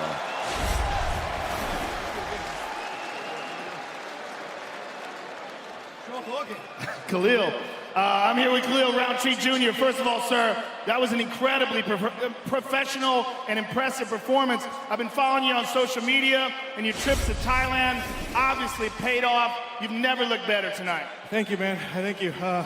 It was definitely a crazy journey to get there, but I'm glad to see it paid off. I was very nervous to showcase the skills, but I'm glad they paid off. Well, you could see it right away. Your stance looked different. Your kicks were lightning fast with no telegraphing. And you were in there with a very dangerous guy in Eric Anders, and you essentially shut him out. Yeah, so that was that was my game plan, is to use the tools I learned. Shout out Pechindi, Muay Thai, Pechindi, Kai Muay. Yeah, so using the kicks and stuff that I learned, because I realized like it can shut down, you know, strong people. You don't got your legs, you don't got your pressure. You're all in with Thailand now. Yeah, man. Let's take a look at the big screen and enjoy some of this, man, because, you know, you've looked fantastic in the past, but never this good. This is absolutely one of your best performances. You were crisp, accurate, your timing was on point. Were you surprised that he was able to withstand some of those shots? Because there were several times where we thought they were going to stop the fight. The only thing that I thought was like brutal were when he was on the ground, those leg kicks, because I do those on the bag, and the bag, like, it swings, so I felt that how deep they were going, so yeah, I thought maybe it would stop right there, but I just figured just keep going. Well, your hard work and your dedication to this has paid off in a huge, huge way. Incredibly impressive performance tonight. Thank you very much, and I can't wait to see you again. Khalil Roundtree Jr., ladies and gentlemen. There is a new UFC light heavyweight contender, Roundtree Jr., Khalil. Huge win against Eric Anders tonight. Well, the stars are out in Atlanta. Arguably the most exciting fighter in mixed martial arts today, the lightweight contender, Justin Gaethje. Greatest living American in the building, former WEC light heavyweight champion, UFC commentator Brian Stan, and the UFC flyweight king Henry Cejudo will try to become a double champ June 8th against Marlon Moraes. All right, these locker room shots brought to you by P3, the official protein snack of UFC. Well, Kelvin Gastelum has had a penchant for rising to the occasion throughout his UFC run. He has called tonight's fight the toughest of his career. Well, that's the way it should be as he vies for the interim middleweight title against that man, the last style bender, Israel Adesanya. He was the UFC's undeniable breakout star in 2018, and tonight, in just his 15th month on the roster, he will try to earn a UFC title for City Kickboxing and his entire home nation of New Zealand. Well, a few weeks ago, we learned that Michael Bisping would be taking his rightful place in the UFC Hall of Fame this summer, and we are happy to let you know the Hall will also open its doors to another middleweight legend. I don't really care about accomplishments as much as I care about being remembered for things like work ethic, the heart that you have in a fight, the passion that I have for this sport, and the sacrifices that I made so that I can pursue something great. Please welcome, fighting out of Cincinnati, Ohio. He was a school teacher who left teaching to be a professional fighter. That's an educated young man, bachelor's degree in mathematics, master's degree in education. He was a math teacher who could kick any other math teacher's ass on the planet. He's hurt! He's out! He was one of those first guys that looked like a true superhero. He was a good wrestler, he was good on the ground, and he was sharp on the feet. One of the first guys to have that full, well-rounded game. Nice. Looking to finish, and it's all over. Clearly, Rich Franklin was an amazing fighter. Oh, Rich Franklin's a bot! Can't stop! When Franklin beat Ken Shamrock, that was almost like a passing of the torch. Evan Tanner has the title, and I want a piece of it. From the moment he stepped into the octagon, it was straight to the top. And continuous with the left. It's right the edge, getting Tanner now. That's a Rich Franklin is the middleweight champion. Rich Franklin was the man at 185 pounds at that time. The belt was around his waist. Oh, he knocks down Loazo. His knockout of Nate Quarry, spectacular, forever highlight, real knockout. Again, on the big left, it's down goes Quarry. Rich Franklin wasn't just a technical fighter who was a very good athlete. He had a certain level of toughness. What an escape by Franklin. That is a high-level counter right there. He'd be the guy who would jump up to 205 if he needed to, go back to 185, fight somebody at 195. He would take fights across the globe. The first ever UFC in Germany, and the main event, tremendous. In the last 4 years of Rich Franklin's career, he fought in 6 different countries in 7 fights, which is pretty cool. He was there to do what was best for the sport and go in and put on an entertaining fight, which he always did. This crowd is standing on its feet. Rich Franklin's most memorable fight for me was when he fought Chuck Liddell. You know, early in the fight, he gets his arm broken by a kick. And Rich Franklin stood his ground and ended up knocking Chuck out. Rich trying to get away. Oh, he's down. Franklin has done it. I broke my hand before and I didn't quit. It's a broken arm. These fans came here to see a fight. Rich Franklin has always been one of the best ambassadors in the history of the sport. People in the old days had a stigma of what they thought an Ultimate Fighter was, and Rich Franklin blew that out of the water. He was a guy that we could all look at and say, look at this shining example of the people that compete in the sport. They're educated, they're well-spoken, they're gracious in what they do. For Rich Franklin, the biggest contribution he brought was respect. He was out there to win at all times, but then be the first one after he beat you to go shake your hand, put his arm around you. He was the type of guy that you want a kid to look up to when they say they want to be a UFC fighter. The guy who's just all heart. You know, no quitting him and just keep coming. Always an entertaining fighter. You're an honorable man and a great champion. He is an absolute pioneer in the developing times of the UFC, and he is absolutely deserving to be in the UFC Hall of Fame. I wanted to come out here and put on a good performance, and I hope you guys are entertained. Rich Ace Franklin, ladies and gentlemen.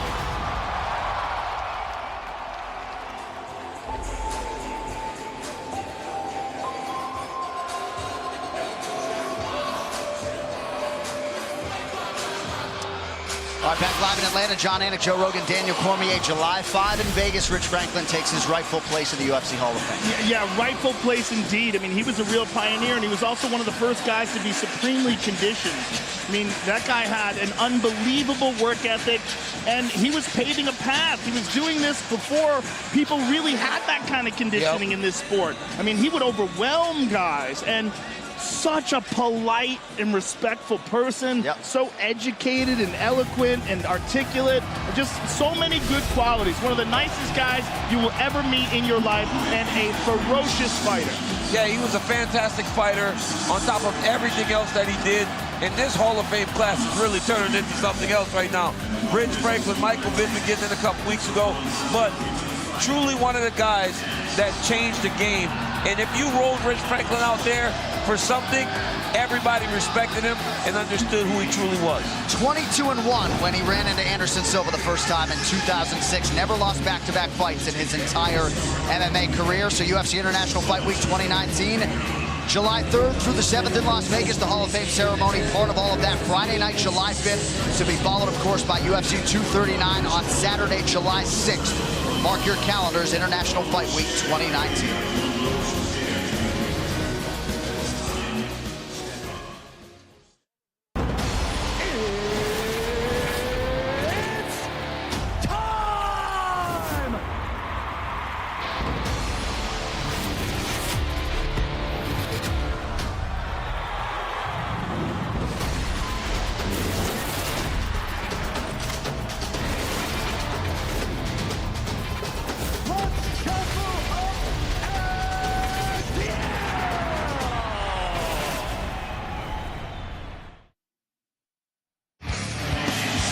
We are in Atlanta, Georgia, State Farm Arena tonight for UFC 236, Holloway versus Poirier 2, as we inch closer to our co-headliner between Kelvin Gastelum and Israel Adesanya for the UFC's interim middleweight title. A lot of talent, Joe Rogan, in this 185-pound division. Robert Whittaker remains the hunted, but within the hour, he will have a next opponent. I mean, what talent. First, Robert Whittaker. I hope he heals up well. Yoel Romero, I have to be honest, I thought he won that last fight with Robert Whittaker, but it's incredibly close. These guys are so close to each other. This is the point. I mean, we're talking about, like, little tiny differences back and forth, and we're yet to see these two men, Kelvin Gastelum and Israel Adesanya fight, which I think is one of the most compelling matchups in the division. Jacare Souza, of course, is looking for another matchup after the Yoel Romero fight fell through. Look, this is a Shark Tank. These are killers. These are killers. Phenomenal weight class.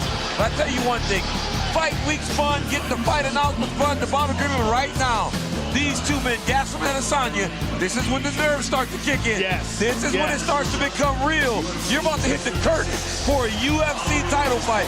So everything's tight right now. Everything is like really nerve-wracking.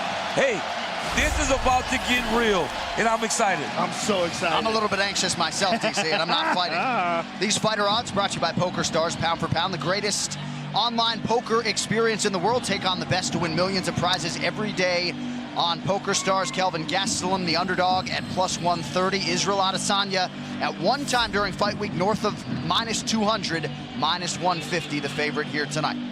So 6 years to the day he won the Ultimate Fighter, Kelvin Gastelum now realizes his first chance to take a championship belt home as he faces striking savant Israel Adesanya.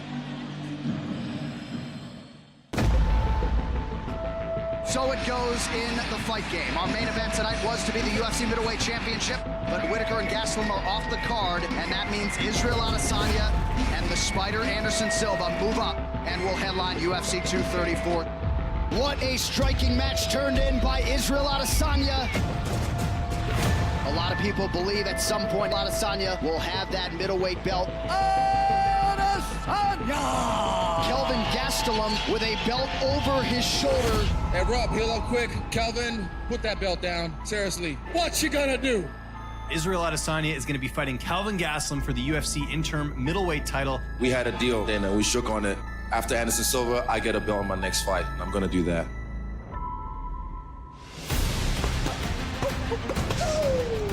After Silva, I didn't care what Kelvin was doing, what Robert was doing. All I knew was I'm fighting for a belt in my next fight, and here we are. Kelvin, he's game, but no one's ever fought anyone like me. That's the last style bender, folks. This kid is for real. Israel, he's very technical, very skilled, obviously. You know, he's fought some very tough competition already, but I just don't think he was pushed to his limit. I don't think he was put in dangerous situations where he's uncomfortable, and I can do those kinds of things. Kelvin Gastelum! He is an animal inside the octagon. I'm already better than the version of me that fought Silva. I could even go back to my first fight. That Israel could beat Kelvin Gastelum. He shouldn't be able to touch me. I'm a matador, man. He can be the bull, I can be the matador. Have you seen the bull when he catches the matador? It's not nice. Oh! 1-2 from Gastelum. Bisping is out! Kelvin, he's a strong kid, but I'm not scared. I wouldn't give a I've seen myself winning against Kelvin 100 times. Before my UFC debut, before I ever stepped in the octagon, I was saying I'm going to become the UFC middleweight world champion. And I plan on doing that. Israel can say a million things, man. At the end of the day, we're going to be locked in the cage together, and we're not going to be talking. We're going to be exchanging fists. UFC 236, I'm going to put the stop to the hype train that is Israel. I'm the best in the world. Come find out.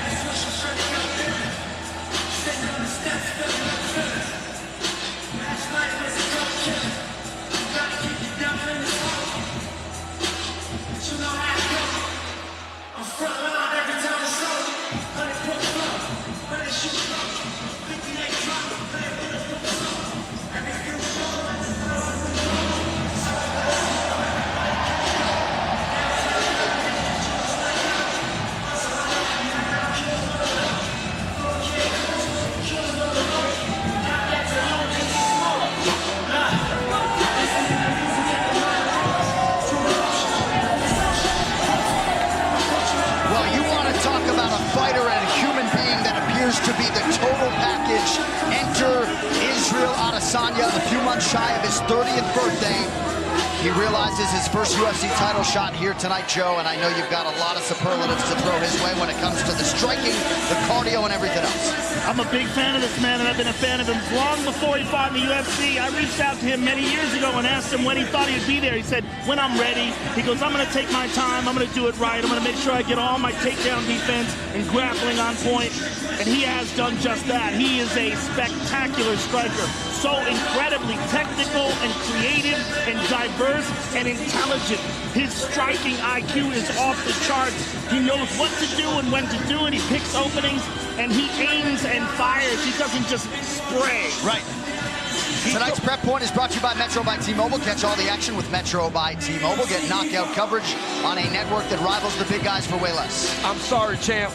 Adesanya said he slid in Dana's DMs in 2015 and said, hey, I don't know you, you don't know me, but I will be your middleweight champion at some point. But it's the confidence. Look at the confidence. He knows how to have the crowd in his hands. He's dancing. He's comfortable. He doesn't let these moments get to him. He said the only time he's got to beat it out of his hands. Yeah. He said the only time he ever felt a little bit overwhelmed was at the third round of the Anderson Silva fight said, wow, it's Anderson. And he said Anderson's better than Kelvin, so he expects to get his belt tonight. Well, as he says, I keep upgrading the hardware and the software. He doesn't get tired in there. We are scheduled, of course, for 5 5-minute rounds tonight. It all comes down to this for the last style bender.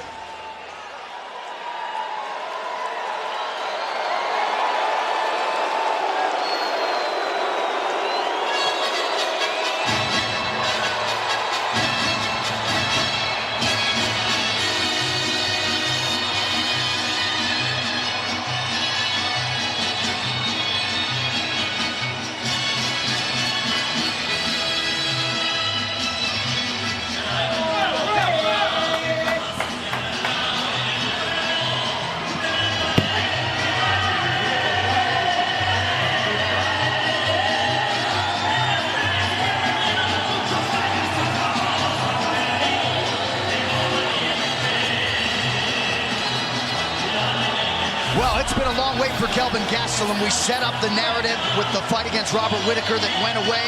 He is ready to go. Eyes fixed on Israel Adesanya, and this is the bull, Joe. When he hits you more often than not, you go down. He is the bull, and he has a way of making great fighters look not so good.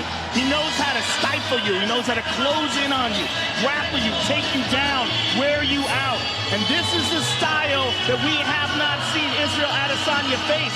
We haven't seen him face the kind of grappling and pressure and experience inside the octagon that Kelvin Gastelum possesses. It's a different type of takedown that he's going to see. Normally, guys are just shooting at Israel, trying to take him down.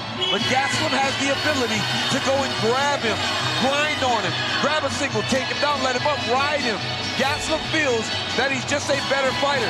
Feels like he's been in there with the better fighters, and his experience will carry him. And at 185, when Kelvin Gastelum lands, people go to sleep.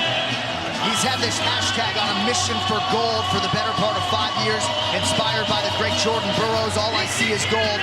But this man has great pocket presence, tremendous cardio, and again, it's not quantifiable necessarily, Joe, but he's a big game player. In most big spots, he has risen to the occasion, and in terms of the strength of schedule, that is a huge advantage for him, at least on paper. And he's only 27 years old. We have to remember that. This man has been in the UFC for 6 years, and he's still learning and growing, and he hasn't even reached his athletic prime yet. Right. Salient point that 6-year anniversary tonight of Kelvin Gastelum's UFC debut. Tonight's Tale of the Tape is brought to you by Modelo, brewed for those with a fighting spirit. Kelvin Gastelum, 5'9". Israel Adesanya is 6'4". The reach advantage, if my math is right, 8.5 inches for the last style bender, Israel Adesanya. All right, now for the official introductions for the co-headliner, here's Bruce Buffer. Ladies and gentlemen, this UFC championship bout is sanctioned by the Georgia Athletic Commission. Our 3 judges scoring this contest at Octagon side are Mike Bell, Anthony Maness, and Ken Coffey. And when the action begins, our referee in charge of the Octagon, Mark Goddard. And now, this fight is 5 rounds for the interim UFC middleweight championship of the world. Introducing first, fighting out of the blue corner, a freestyle fighter holding an undefeated professional record, 16 wins, no losses. He stands 6 feet 4 inches tall, weighing in at 183 pounds. Fighting out of Auckland, New Zealand, by way of Lagos, Nigeria, presenting the number 5 ranked middleweight contender in the world, Israel, the last style bender, Adesanya! And now introducing his opponent, fighting out of the red corner, a mixed martial artist holding a professional record, 16 wins, 3 losses, 1 no contest. He stands 5 feet 9 inches tall, weighing in at 184 pounds. Fighting out of Yuma, Arizona, by way of Huntington Beach, California, presenting the Ultimate Fighter Season 17 winner and the number 4 ranked UFC middleweight contender in the world, Kelvin Gastelum! And when the action begins, our referee in charge, Mark Goddard. Israel, Kelvin, you know exactly what I expect. I need you to fight hard, fight clean. When I say stop, please stop. If you want to touch gloves, now's the time. God bless. Oh man, here we go. Kelvin Gastelum. And Israel Adesanya, both fighting for a piece of UFC gold for the first time in their respective careers. Don't get a whole lot bigger or better than this. Here we go. Here we go is right. Tonight's fight clock is brought to you by Modelo, brewed for those with a fighting spirit.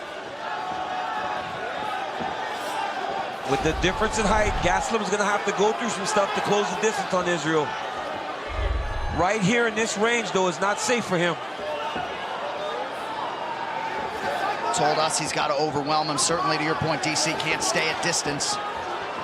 It's interesting because Israel fights differently as a mixed martial arts fighter than he did as a kickboxer in terms of his stance selection, and he almost fights like he's in a karate movie sometimes. He does things differently. but he's constantly learning and adding to his arsenal. And one of the more interesting things he said, I'm a better version of me than I was when I fought Anderson Silva.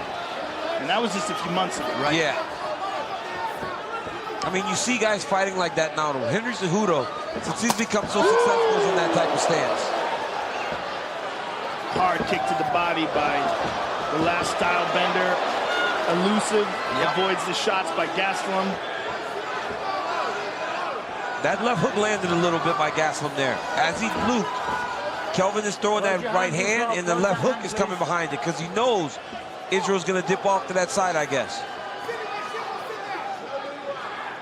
Both guys just so cool and collected. So good under pressure. Yeah. Gastelum whiffs on the right hand, able to land to the body. They both look so relaxed in here.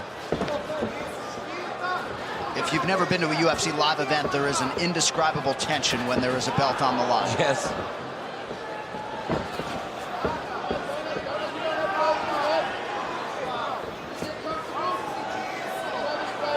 Both fighters with 5-round experience. Adesanya had an epic performance in the main event against Brad Tavares.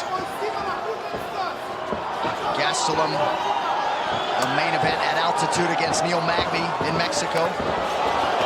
Oh, big right for Gastelum. And Adesanya retreats. That's that left hook that Gastelum's throwing off with that right hand. He must have seen it in the video. Adesanya's dipping on that side. He has some serious power in that left hand. Oh, and he goes to the body, too.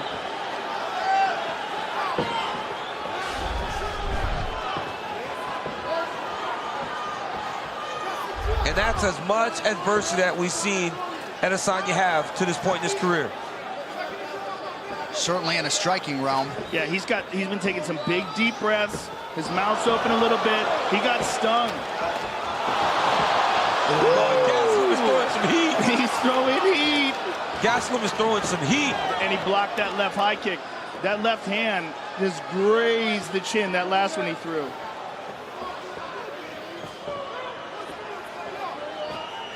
Under 2 minutes here to go in round one.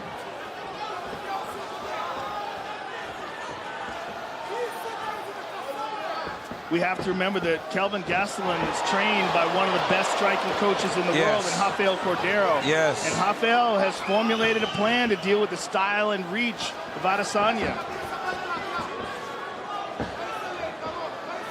Gastelum almost squares up when he starts to enter. Watch, he starts to square and move his head.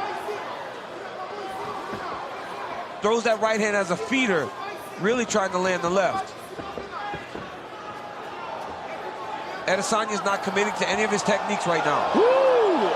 Kelvin, that left hand is a bomb. Adesanya continues to move that head an inch out of harm's way. 1 minute to go, round one. Well, what we've learned is that Kelvin Gastelum is very capable of knocking Adesanya out. Right. He connected with some serious bombs, and Adesanya knows that now too. He also knows that Kelvin has drawn first blood. Right. And by and large, Adesanya's trying to touch you. Gastelum's trying to kill you with everything he throws.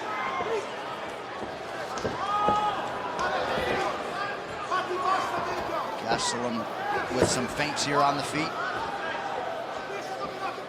And this has all been striking. We have to remember that if there's an advantage that we expected from Kelvin, it would be in his grappling. Yes. We haven't seen any of that yet.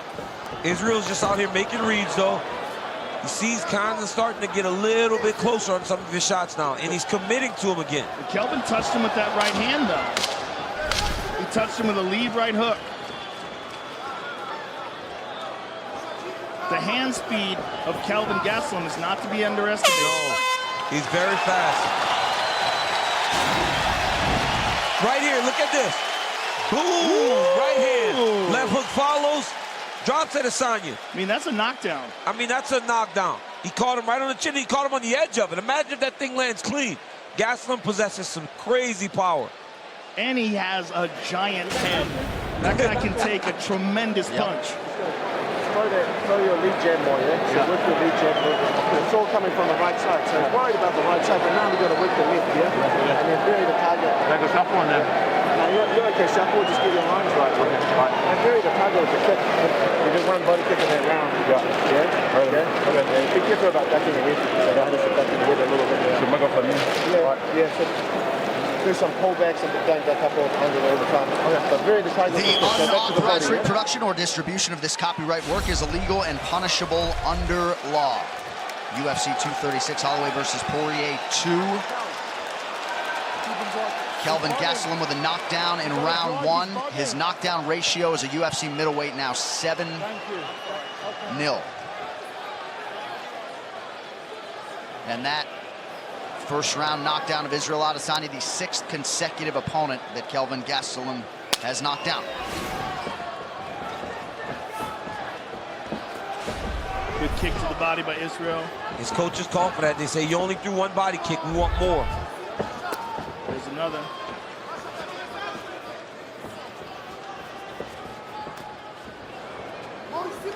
Quick left hand from Adesanya. He talked a lot about working the body of Gastelum, which he described as soft. Lands a right kick there. That one landed. That was clean.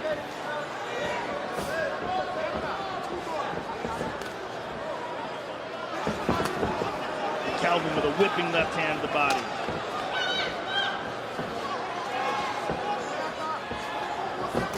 Gastelum has a big gas tank too. As big as that head is, he's got a big gas tank, man. He does, especially at 85, when he's not compromising his body to make the weight. Lands the left hand there over the top. He's been in a lot of UFC main events. You mentioned Magny, Weidman, Bisping.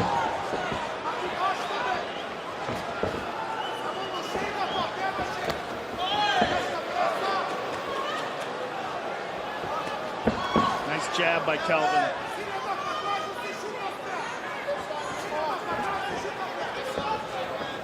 And while Gastelum did acknowledge this as the toughest fight of his career, when you've been in there with the likes of Tim Kennedy, Chris Weidman, Jacare Souza, he's fought the best, man. Not going to be intimidated. And again, at only 27 years of age, and the mixed martial arts experience difference is really off the charts. That head kick partially blocked. Beautiful jab.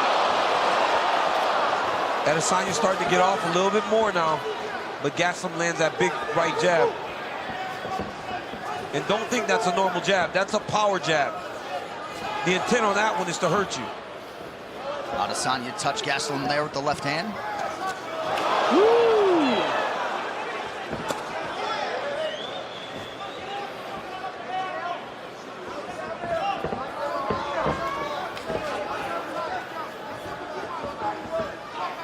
Adesanya, born in Nigeria, trying to bring New Zealand a UFC championship. Pressure by Kelvin. It's almost like Israel can't engage him because Kelvin's so powerful. Yeah. He has to evade, stay at space. And Kelvin is making reads of Israel's head movement. And he's forcing Israel to move, and he's not throwing the punches, and he's looking to read. Ooh.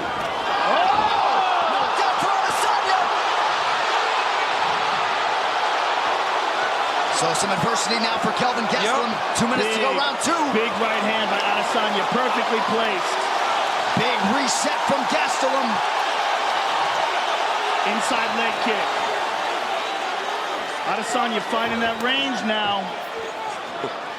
Right before Gastelum got hit, he stumbled on a misstep. So it put him out of position, and Israel landed. Watch this. He stumbles out of position, Israel landed. You cannot make a mistake with a striker that's as sharp as Israel Adesanya. There's no room for error.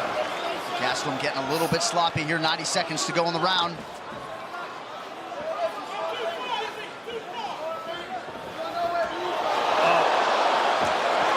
Oh, beautiful. Adesanya's getting going now. Ooh. You can't be reckless. If you're Gastelum, you can't be reckless. Adesanya will snipe you. Yeah, he can't get careless, and he can't overcommit. Oh, beautiful. He stung him. That lead right hand is nasty. It's so nasty and it's not telegraphed at all, and it's coming from low. It's hard to read. No wind up, nothing. Oh, Kelvin's in real trouble. Real trouble. And look at him, instead of taking a step, he's still trying to go forward. He's such a gonna get warrior. himself knocked out. You gotta take a moment. He's gonna get knocked out if he doesn't take a break. That was a beautiful elbow by Adesanya. But that's the thing about his arsenal. It's so deep.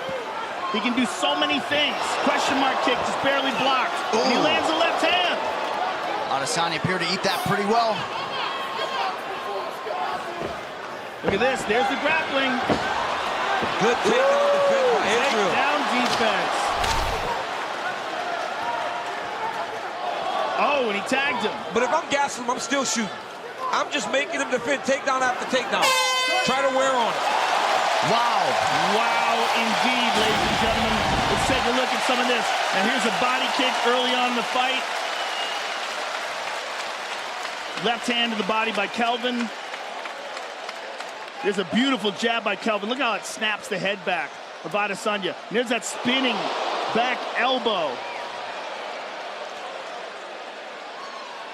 I'd like to see the right hand that dropped him. We didn't see that in the replay. I want you punching and come back and breathe and come back. I don't want you stop in front of him.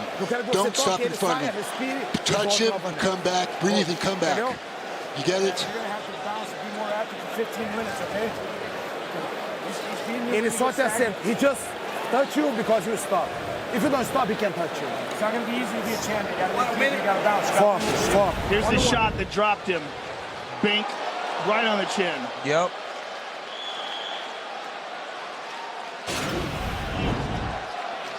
Round 3 is brought to you by P3, the official protein snack of UFC. Shout out to Rodney Black for the use of the word bink. Here we go. Things are getting interesting, folks. We'll see how Kelvin Gastelum responds here. He takes the center of the octagon. He is in green. Israel Adesanya is in black. Third round and both of them been down.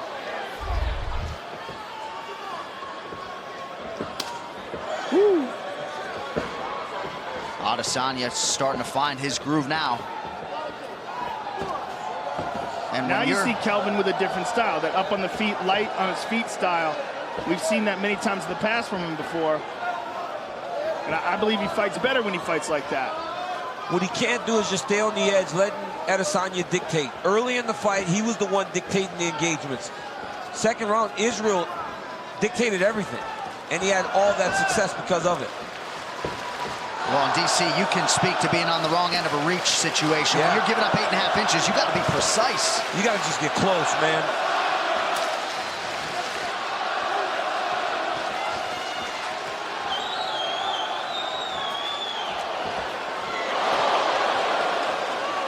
And Kelvin keeps his hands way low.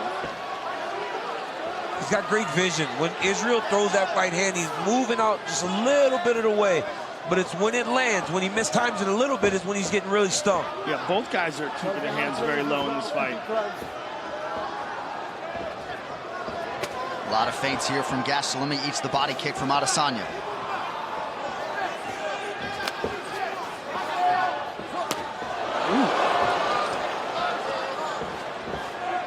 All these subtle shifts in footwork. Just like Joe said, he's got an encyclopedia of knowledge in terms of striking. And right now, he's got Kelvin just guessing. And Kelvin's got to be careful as he engages like that. That spinning elbow is there for him. Oh, beautiful stab. Kelvin, oh, high kick. Wow. Tremendous exchange on both sides. Under 3 minutes here, round 3. Gastelum's doing what Coach Cordero said. He said, don't stop in front of him. He's touching you because you're stopping, Kelvin. Don't stop in front of him. Head strike numbers, slight advantage for the last style bender, 21-19. Adds to that total there. Oh! Nice knee to the body there by Adesanya. That was a nice right hand. I mean, those right hands are landing so clean for Israel. Yeah, they're just so crisp. The timing. Look at that.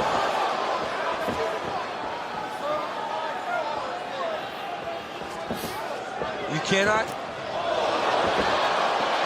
against a good striker like that, you can't be looping punches. You got to be down the middle, just like him. Gastelum's looping too much. And look at that. Now he's out of position, and Adesanya's countering. Yeah, he's having a hard time with his reach. Gastelum down to 29% in terms of these strikes landed.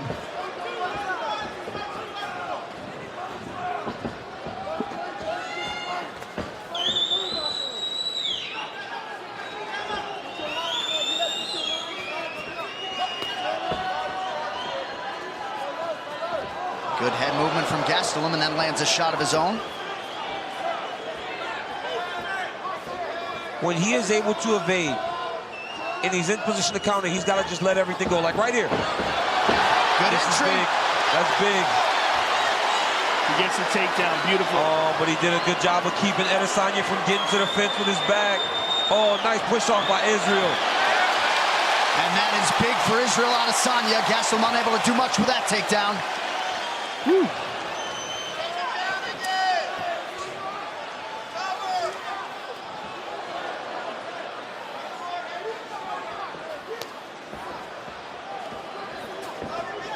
The upper body defensive movement from Adesanya, just narrowly evading these shots from Gastelum. And hands so low too, John. It's so dangerous because you're 1 inch away from getting slept, but he's so comfortable and confident in there. And Gastelum's doing the same thing.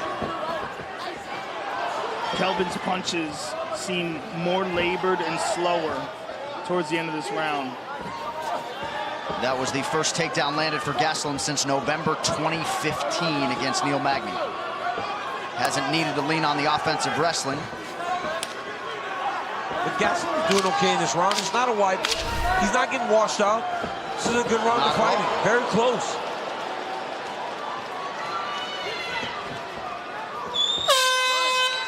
Championship rounds beckon.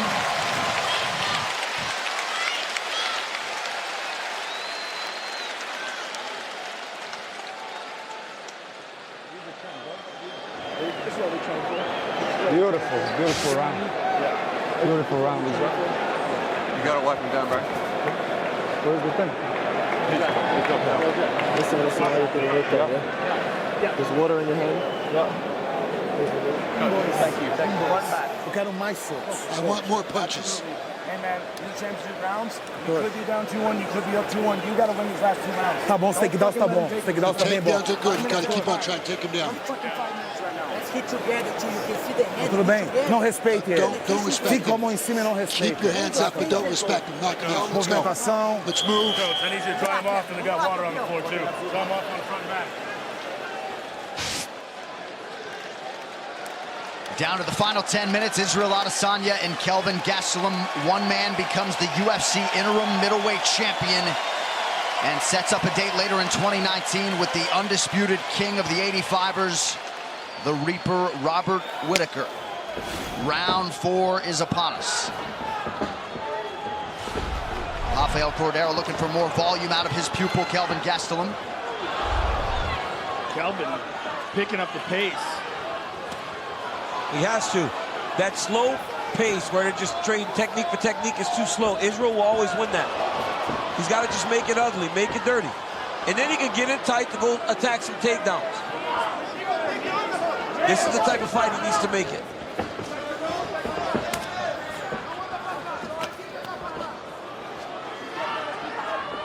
Adesanya's takedown defense near 90%. It's held up tonight.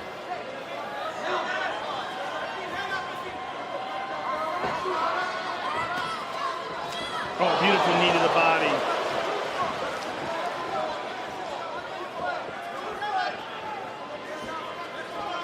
Keep it closed, Israel. Keep it closed.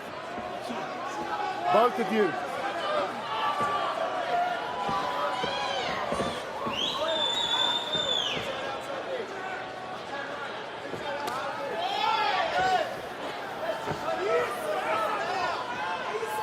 Significant strikes landed. 56 Adesanya, 35 for Gastelum.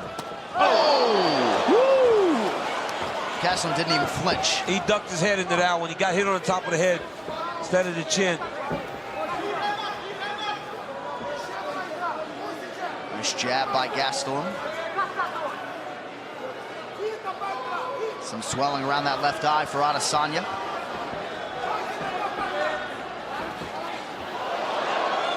Just rolls with the punches to prevent unnecessary damage. Caught Gastelum there on the way in.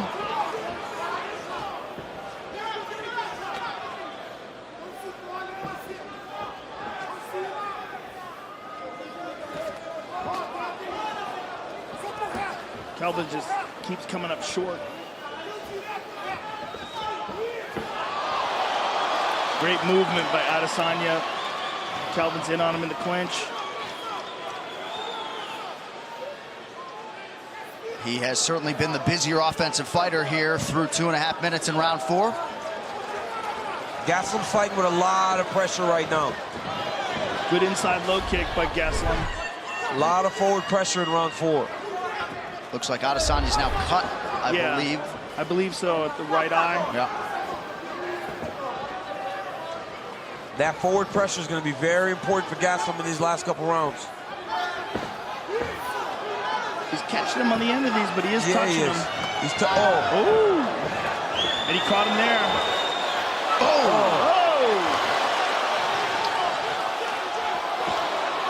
Nice straight right from Adesanya. Wow, what a fight. What a fight. Both landing, too. Gastelum has landed a lot of jabs. Adesanya's landed some really good right hands. This is a great fight. Nice inside leg kick by Israel.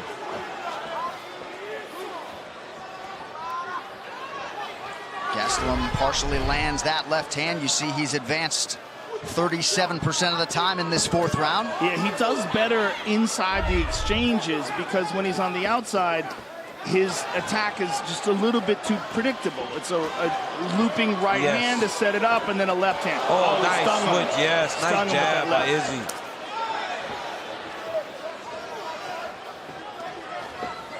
See, in these wild exchanges, that's when Kelvin's at his best. Yes, he's doing well there. Oh, he goes high. Look at that. Oh! That one got Adesanya's attention. He hurt him. Adesanya retreats from Tapper Gastelum. He is in trouble. Oh, man, he's hurt. Gastelum needs to pour it on. Instead, he chooses to change levels. He had him hurt. I think he still got him hurt. Now Adesanya throws some offense. Oh! Under 30 seconds here, round 4. Adesanya really starting to wear it, swelling in the lips under both eyes. Oh, he tried to look down and kick high with that question mark kick. Oh, caught him again. Israel may be getting tired. If Adesanya won the 1st round, I feel like this may be Gastelum's round. It could be 2-2 going into the 5th. 20 minutes down. Wow. Gastelum raises his hands. That is the most hurt we've ever seen Israel Adesanya for sure in a fight. The most adversity he's ever felt. He's been hurt twice this fight. Yes. It's the power of Kelvin Gastelum. But really hurt in that round. Yes, he's hurt bad.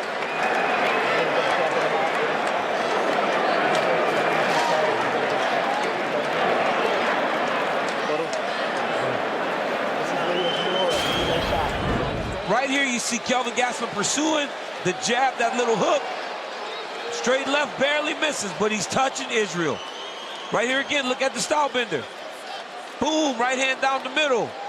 Then again, barely missing. Gastelum, just look at this exchange by these two men. Head kick coming, boom, land right on the side of the neck. Adesanya's hurt very badly. That is crazy. Gastelum's pursuing, straight left down the pipe. I mean, what a round of fighting. Gastelum fired up, feeling good heading into round 5. We may be 2-2, boys. Wow, it all comes down to this, the final 5 minutes to determine the UFC's interim middleweight champion. Both guys known for having tremendous cardio, and both ready to go here to try to secure a UFC title. Coach Cordero was so animated in between rounds, telling him, now go get this belt, champ. Israel's going to have to stop him from pressuring him early in this round. He's got to take the momentum back from Kelvin Gastelum.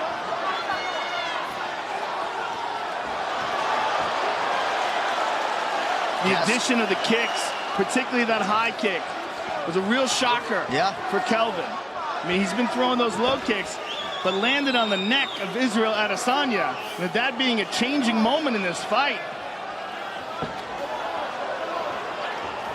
Woo! Nice handiwork there from Adesanya. But huge volume from Gastelum in round 4. Oh, nice front kick to the face by Israel. Oh, left hand landed. Kelvin Gastelum takes a punch as good as any man that ever lived. Because he rolls it a little bit, right? It barely hits him. It doesn't hit him clean. Both of them. They don't land clean on each other. These guys have tremendous head movement. Everything's skimming them instead of landing straight on. Oh, huge right for Adesanya. Adesanya with a guillotine. Gastelum spins out of it.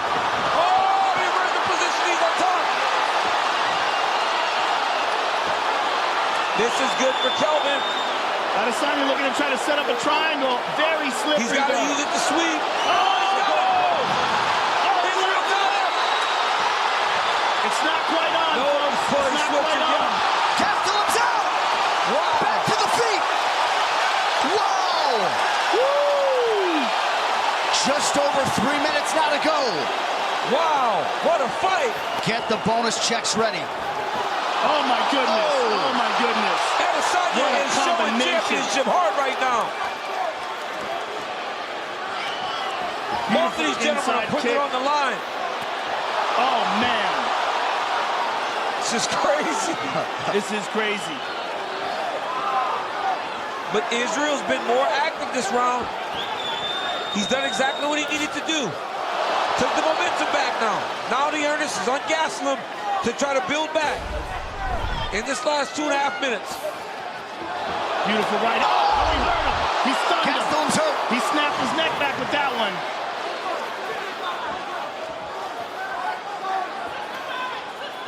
So a huge response from the Kiwi here in this 5th and final round. He can't miss with that right hand. Kelvin's in real trouble. He's in real trouble. He keeps getting stung with that right hand. Yep. And now Stylebender's got his number.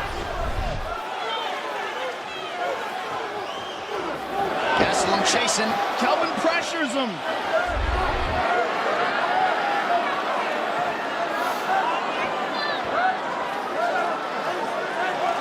Well, this is how you want to go about winning a UFC title. This is going to be hugely satisfying for whoever has their hand raised if we get there.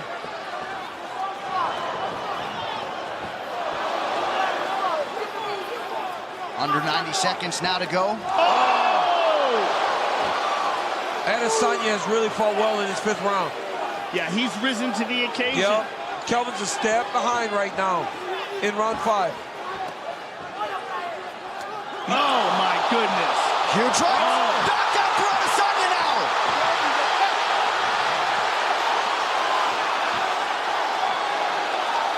He's fighting as he was earlier. He stood on the edge, and Adesanya started to piece him up. How about the hearts beating inside these two gentlemen? Incredible. Big elbows there by Adesanya. Big round by Israel Adesanya. When you're chasing the championship, and it's round 5, this is how you got to fight. We have had some epic middleweight title fights, and another one here. Oh! Kelvin's in trouble. He's in real trouble. We might get a stoppage here. Big elbow from Adesanya. Oh, man, what a performance by Adesanya. What a performance by Gastelum. Gastelum's exhausted. He's very hurt. He's barely there anymore. Oh, my God, the spray of blood. Oh, they can stop this fight. Final 10 seconds. That's it. Gastelum goes down. Stop it. Kelvin's still fighting. Israel's trying to finish. What a...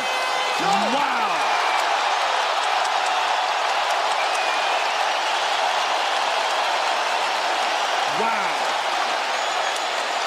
the greatest title fights you will see as Israel Adesanya and Kelvin Gastelum go the 25-minute distance. Just incredible. The heart of Kelvin Gastelum, the will to keep going. I mean, he's exhausted and battered.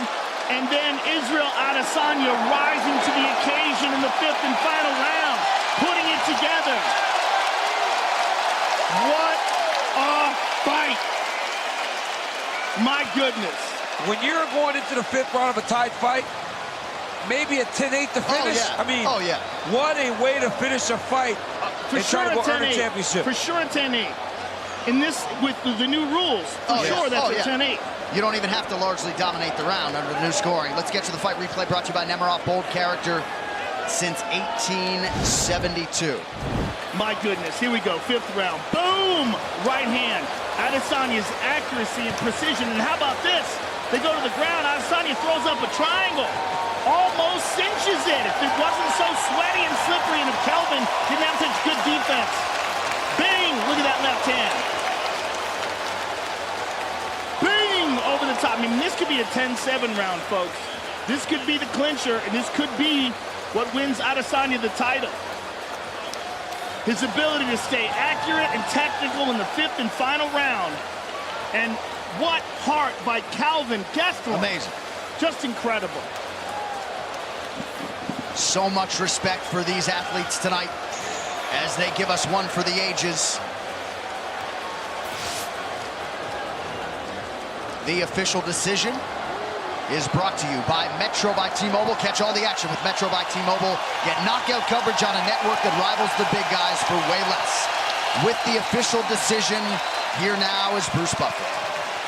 Ladies and gentlemen, after 5 rounds, we go to the judges' scorecards for the decision.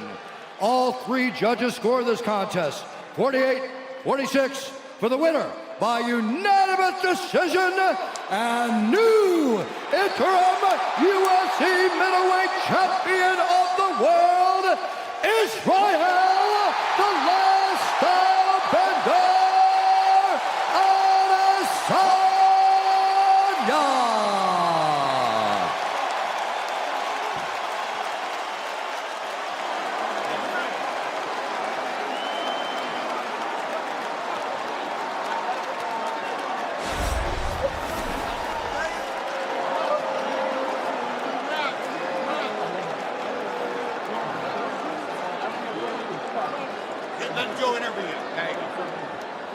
Ladies and gentlemen, the last style bender and the new interim UFC middleweight champion of the world. How does it feel and how does it look? Well, I always envisioned these things, but I was ready for war. I told y'all. I wanted to take him out, but I was ready for war because he's Mexicano. Hold on there, give it up for Kelvin, let's go. Well, fuck.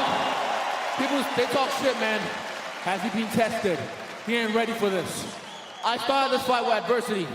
And like a champion, like you say, be the hero in your own story. By the end of my documentary, this bit's gonna be lit. Fuck. First of all, I'm the man, but I gotta say, there's someone who's more of a man than me. Huge, come here, step up. I've planned this for so long. I wanna say, without him, my career wouldn't be where it is. Yo.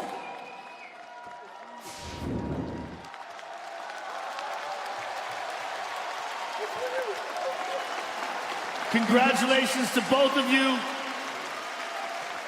You can stand. I hope this makes up for all the times I've been late. Israel, this was a very close fight. It was very much a back and forth fight, but you rose to the occasion in that 5th round. What was going on in your mind before the 5th round started? Where did you feel you were in the scorecards, and what were you thinking? I don't think about scorecards. All I need is 1 round. I kept on saying in my native tongue of Yoruba, Ayabiekun, because I got a tattoo of Nigeria with a lion inside of my chest, and that's heart of a lion. Ayabiekun, Ayabiekun. I was willing to die. We've lost teammates to this game. They're not with us anymore. Wilman, VDK, honestly, but I knew I was willing to give it all and leave it all in there. And I said, let's go. But like I said, he's a Mexican warrior, but hey, I got that Mexicano with me too. Let's take a look at the 5th and final round. Israel, some beautiful handiwork.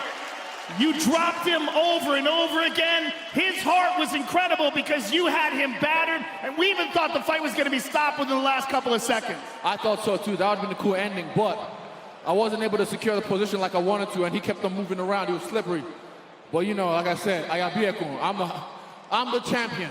Let's go. You were one of the most exciting contenders. Now you are one of the most exciting champions. It was an honor to call your fight, sir, and I can't wait to see you fight for the undisputed title. Hey, ATL, thank you for having me. It's been cool. It's been lit. Put it down for the A. The last style bender, ladies and gentlemen. So Nigeria has now produced 2 UFC champions, as you see Kamaru Usman there, but New Zealand is on the map. The Kiwis are celebrating, you can be sure. And for Eugene Behrman, for City Kickboxing, for Israel Adesanya, of course, Robert Whittaker waits in the wings, but tonight belongs to the last style bender. You think that you could never fight a person that's as tough as Kelvin Gastelum after you watch it tonight. But after watching the beating Robert Whittaker took from Yoel Romero, he's in for another one of these fights. It does not get easier for the last style bender, but congratulations to Israel Adesanya on accomplishing a goal he set so many years ago.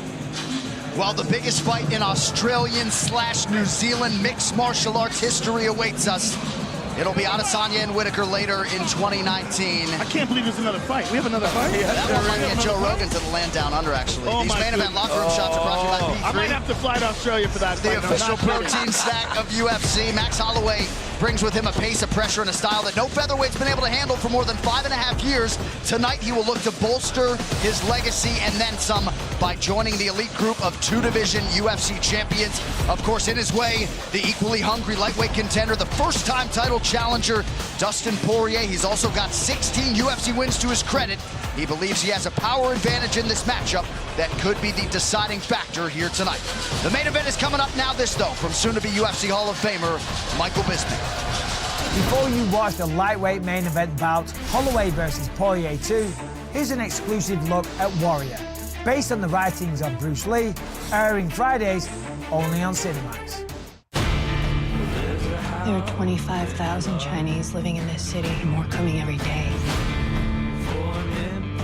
The city's a powder keg. You do what you have to survive. Someone has to start fighting back. Let's go.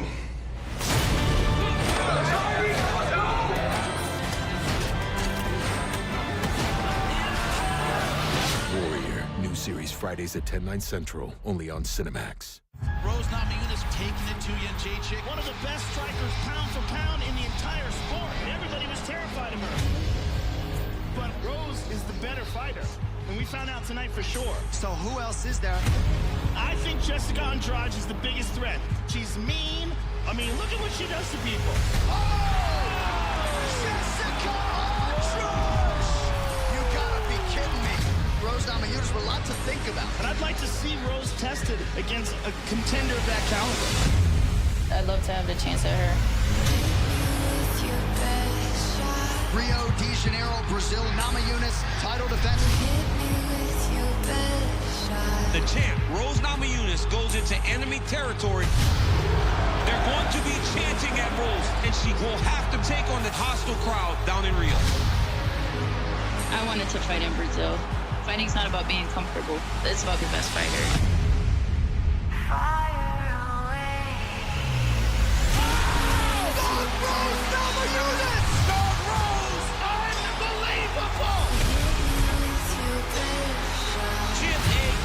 The best of the best in women's MMA now. She's a monster and a real nightmare for anybody. Two of the most exciting female fighters in the sport. Fire away. Oh, man, this is going to be a phenomenal fight. Since Jessica Andrade has come down to this weight divisional, look at the intensity and the ability to go forward and fight at a high pace that she carries. Almost 7 strikes a minute. But Rose Namajunas is just phenomenal in every sense of the word. To stand for 25 minutes and beat Joanna Jędrzejczyk was even more impressive to me than knocking her out in one punch the first round.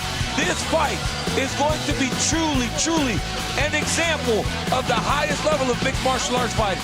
Daniel Cormier, get that Brazilian visa ready, because Rio de Janeiro takes center stage next month. Of course, tonight we are in Atlanta, Georgia for UFC 236. It has already been a night to remember, and of course, the best is yet to come. And to that end, now live from the State Farm Arena here in the ATL, it is time for the main event for UFC 236, Holloway versus Poirier 2. Tonight's Crowd Shots brought to you by Metro by T-Mobile. Catch all the action with Metro by T-Mobile. Get knockout coverage on a network that rivals the big guys for way less. Well, back in 2012, Dustin Poirier and Max Holloway, they were young guns trying to make a name for themselves. Tonight, they are two of the best fighters on the planet, and one of them will leave the state of Georgia with the interim lightweight championship. Dustin Poirier versus Max Holloway 2 in Atlanta on April 13th for the lightweight interim title. They fought back in 2012. Poirier submitted Holloway with a triangle armbar. That arm that I was talking about earlier, yep, he's got it, that's it. This is trouble. Nicely done by Poirier. He's gonna break his arm. It is all over. That's brilliant. Dustin the Diamond Poirier. Brilliant job by Poirier. And he hands the young Max Holloway his first loss, but I'll tell you what, Max looks very promising. I'm sure he's gonna be back. I can't wait. You know, this opportunity excites me. It's a new me, a new him, and it's gonna be a great one. I've never had the easy road for anything in my life. Fighting my way to the title, I did it the old-fashioned way. I didn't do a funny interview. I didn't say something cool and people get behind me. Did it punch by punch against the best guys in the world. Let's look at my track record. Eddie Alvarez, former champ. And the pressure from Poirier continues. Anthony Pettis, former champ. They're brawn. This is what Poirier wants. Justin Gaethje, former champ. Poirier continues to land. Dustin Poirier. And here I have a chance to be the best in the world. I'm expecting a war, and if it's a war he wants, it's a war he's gonna get. Come see me in the middle of the octagon, I'll be right there. Let's do it. Let's see who's the first guy to step back. Is there anyone else? Step forward. Let's go! Holloway looking to finish it. It is all over. Wow. Max Holloway. A lot has changed since then, which raises some questions. Can Holloway handle Poirier's constant pressure? Oh! And Holloway all over him. Can Poirier rise to the occasion? Poirier's pressure. This kid gets stronger as the fight goes on. Will his past loss play games with him mentally? The question is, can Holloway... Holloway. He's definitely facing his toughest fight in a long time. I know for a fact I have what it takes to beat him for a second time. And I will. You think you're the best in the world? Prove. Cool. I will fight you. And I will prove to you why I'm the best in the world.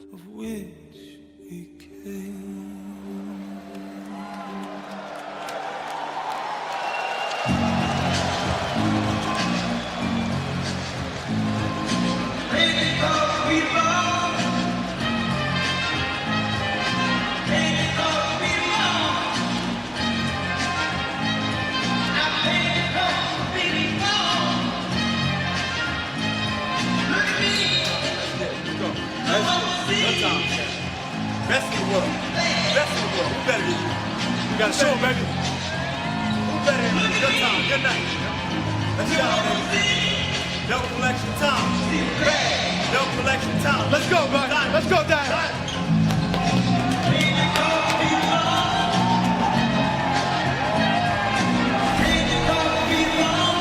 Sixth overall UFC main event and fourth in a row for Dustin the Diamond Poirier. And to say he is richly deserving of this first championship opportunity is probably not strong enough. And with respect to present company, we might be looking at the king of Lafayette, Louisiana. I tell you one thing, he wins his belt, and he's definitely the king of Lafayette, Louisiana.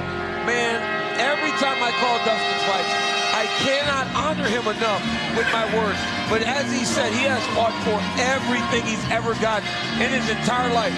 Nothing's been handed to this young man, and he gives it back to the community that he was raised in. But he said his biggest task tonight is to interrupt the rhythm, interrupt the swag of Max Holloway. And if he can do that, he feels that he can secure this win, secure the bag, head back to Lafayette, and build a brand new playground at Prairie Elementary School. Tonight's Prep Point brought to you by Metro by T-Mobile. Catch all the action with Metro by T-Mobile. Get knockout coverage on a network that rivals the big guys. For way less, 22 UFC starts for Poirier, and Joe finally a championship opportunity tonight. And what we've seen is the culmination of all of his hard work and experience in his last few fights. Stopping Anthony Pettis, stopping Justin Gaethje, stopping Eddie Alvarez. I mean, that is a who's who. Those are three of the best fighters in the world. The Anthony Pettis fight was by an injury, but still, he was winning that fight. This is a phenomenal knockout artist, a guy with tremendous cardio, fantastic work ethic. He's earned his spot here, and he is the first man to ever hand Max Holloway a loss. That will give him some confidence. We know this is a different Holloway. We also know this is a different Poirier, and this is a fantastic matchup. Since Dustin Poirier lost to Conor McGregor at UFC 178 in 2014, he has lost just 1 of 10 fights spanning half a decade. He can leave with UFC gold tonight. We now await Max Blessed Holloway.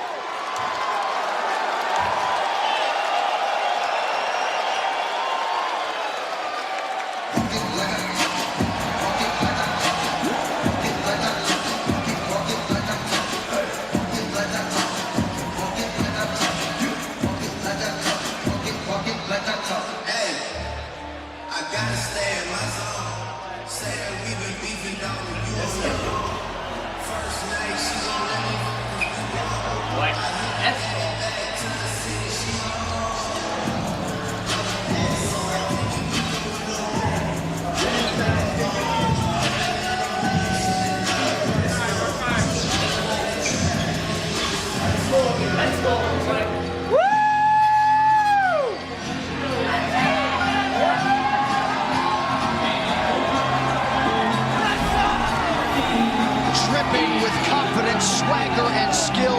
Here is the future UFC Hall of Famer Max Blessed Holloway. 13 consecutive wins is unheard of. Tonight, Joe, he'll try to leave Atlanta a 2-division UFC champion. There's something special about this guy, and it's his confidence, it's his timing, it's his endurance, it's his championship IQ. It's so many different factors. When we saw him fight Jose Aldo, and he came back after the first round and says, the man is tired. What that is his ability to put a pace on guys. It's so hard to understand when you're not seeing it live. It's so hard to quantify because he does not let you take breaks. The breaks you might think you take in training, the breaks you might be able to take in other fights. Max Holloway doesn't give you those breaks. He stays on you. His cardio is off the charts. His confidence is off the charts. And he has a warrior's mindset. And this man is here for one reason. He's here to leave a legacy as the greatest fighter of all time. Yeah, man, Max Holloway has that thing, right? And it feels like the roof is about to explode off of the Max Holloway train. Yeah. Because everybody's kind of getting on. Look at the pop he got when he hit the curtain. Yeah. Look at the amount of people that are in the arena right now. And they're here to watch Max Holloway. Max Holloway is one of those rare talents that has ideas and goals much bigger than most athletes.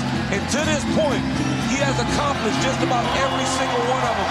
Tonight, if he wins, he joins the elite list of 2-division champions. It's very, very difficult to do. Max has a chance to do that.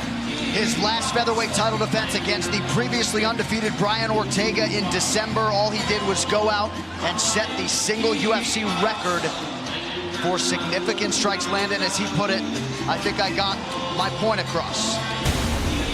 Tonight's main event, Tale of the Tape, is brought to you by Modelo Brewed for those with a fighting spirit. Max Holloway, 27 years old. Dustin Poirier is 30. Holloway is 2 inches taller, but Dustin Poirier will have a 3-inch reach advantage. All right, now to get us the introductions for this championship main event, here is Bruce Buffer. Ladies and gentlemen, this is the main event of the evening. Sanctioned by the Georgia Athletic Commission, Executive Director Matt Woodruff. Our 3 judges scoring this contest at Octagon side are Sally Amato, Mike Bell, and Derek Cleary. And when the action begins, our referee in charge of the Octagon, Blake Rice. This championship bout is sponsored by Never Off, bold character since 1872. P3, the official protein snack of the UFC. and catch all the action with Metro by T-Mobile. Get knockout coverage on a network that rivals the big guys for way less. And now, for those in attendance and UFC fans watching around the world, this is the moment you've all been waiting for. Live from the sold-out State Farm Arena in Atlanta, Georgia.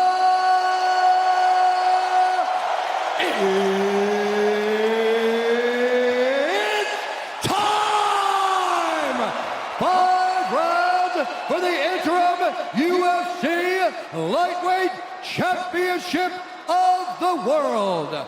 Introducing first, fighting out of the blue corner, a jiu-jitsu fighter holding a professional record, 24 wins, 5 losses, 1 no contest. He stands 5 feet 9 inches tall, weighing in at 154 1/2 pounds. Fighting out of Coconut Creek, Florida, by way of Lafayette, Louisiana, presenting the number 3 ranked lightweight contender in the world, Dustin the Diamond Poirier!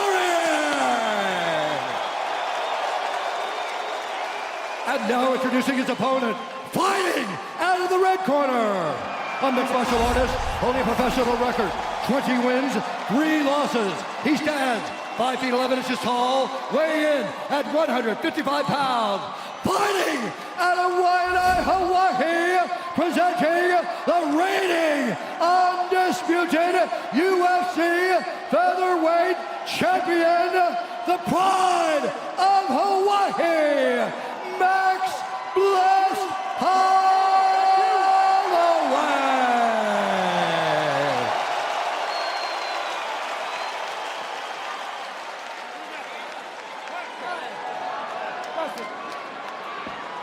Gentlemen, you know the rules. I do expect a clean fight. Obey my commands. Protect yourself at all times. If you want to touch gloves, do it now. Good luck. Well, that co-headliner, a tough act to follow, but if any 2 men can do it, Max Holloway and Dustin Poirier, Act 2, tonight in Atlanta, Georgia. Holloway competing in the division in which many people actually believe he will do his best work going forward. Tonight's Fight Clock is brought to you by Modelo, brewed for those with a fighting spirit. Dustin Poirier in the blue trunks out of the southpaw stance. Max Holloway is in the black and gold, befitting a champion. Well, Dustin clearly reached another level once we moved up to lightweight, and many expect that this is the weight class where Max is going to physically be much better. It was a nice leg kick right there by Poirier. A lot of people feel this is Max Holloway's weight class. You know, I mean, obviously it's hard to say he isn't because he's the champ, but they feel like at 155, without depleting himself so much, he may even be able to take that cardio to another level, which is crazy to think about. And he was saying how much energy he had during this camp, how much easier this cut was. How's he going to deal with the power of Poirier? Poirier has said now that he's struggling to even make 155. Right, he's so big. Right, well, he looks big. He looks wide. Big old back. Yeah. And that's where all that power is coming from. Poirier had what amounted to a 13-week training camp in Florida. Nice flurry there from Dustin. We're seeing some good leg work right off the bat by Poirier. Really chopping at those legs of Max Holloway. Poirier closing a plus 200 underdog tonight. Oh, good left hand by Dustin Poirier right off the bat. He thinks he's got Max hurt. Oh, Max clipped him. But you got to be careful with a guy like Poirier. Oh my goodness. Poirier's in trouble. Poirier resets, about 2 minutes gone by here, round 1. Holloway loads up on the left hand. Those are some good shots that Holloway got off on Poirier there. Nice left hand and then a right hand straight up the gut. Massive right for Poirier! Oh, Poirier's all over him! Dustin's got him hurt! When you've been in fights like this with Justin Gaethje, though, Poirier's calculated. Oh my goodness, these boys are going at it. Holloway still firing offense back. These boys are going at it. My goodness. Holy smokes. We can't possibly have another one. He hurt him again. Poirier with big power. Jeez, Max Louise. is in trouble. Max is in trouble. He's having a tough time seeing. He's having a tough time seeing the strikes of Poirier right now. Oh, he hurt him Another again. huge right. Holy smokes! Max has to grab. Max can't just fight. But his style is to do this. He can't just stand there in front of a big, strong Poirier, because Dustin's not going to waste the technique. He'll find the shots. But Dustin's looking to close the show here, and Max is trying to stay in the pocket and land counters. Oh, my goodness. Oh, that left hand. That Dustin Poirier is a phenomenal boxer. But how about the chin of Max Holloway? He's still standing. Incredible. He's been stunned more in this round than in any fight in recent memory, including the Conor McGregor fight. This is probably the most we've ever seen Max hurt. Big deep breath from Poirier, who's already landed 40 significant strikes in round one. He hurt him again, He bro. hurt him again. Every time he's landing, he's hurting Holloway. Max is struggling a little bit with the power of Dustin Poirier. Well, yeah, that's what the American Top Team guys were saying all week. Huge power edge. Huge. I mean, we're really seeing it here. And remember, these are two guys that fought the same weight class. You know, like Dustin was a 45-pounder. Max has got to gather himself up to try to slow the rush of Poirier. Oh, my goodness, again. That one bothered the right eye of Max Holloway. Nice land by Holloway, backing up. He's just getting caught so often and so clean. We're just not used to seeing this from Max Holloway. And he's trying to get it back. He's got that championship mentality, but the way he's trying to get it back keeps putting him in danger. And Poirier said he didn't feel like Max had that one-punch knockout power. It's always from an accumulation of him beating up on the guy. And that right eye starting to swell for Max Holloway. Oh. Big first round for the underdog.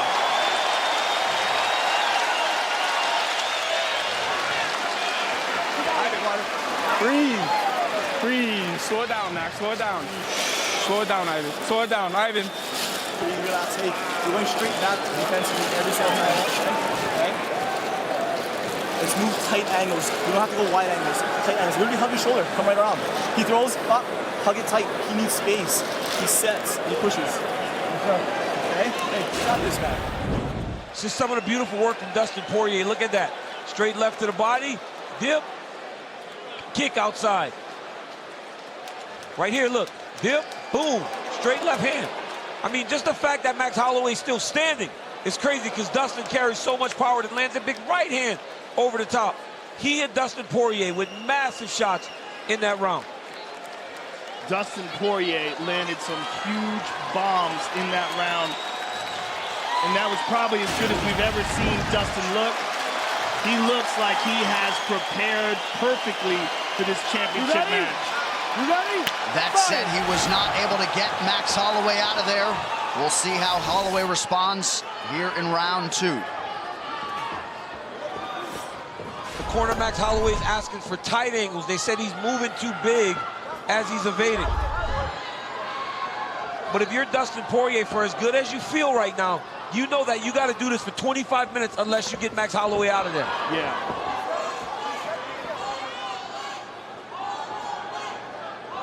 And we don't really know how badly Max was hurt, right? How much has he recovered?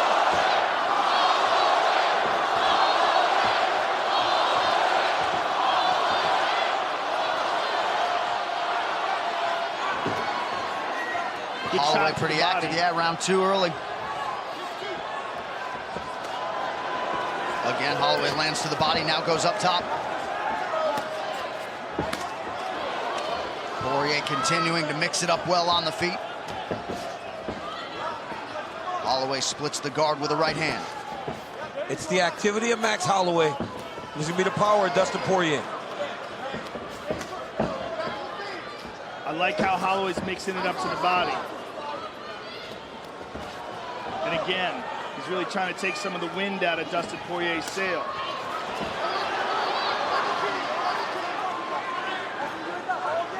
Southpaw now, switches back and forth effortlessly.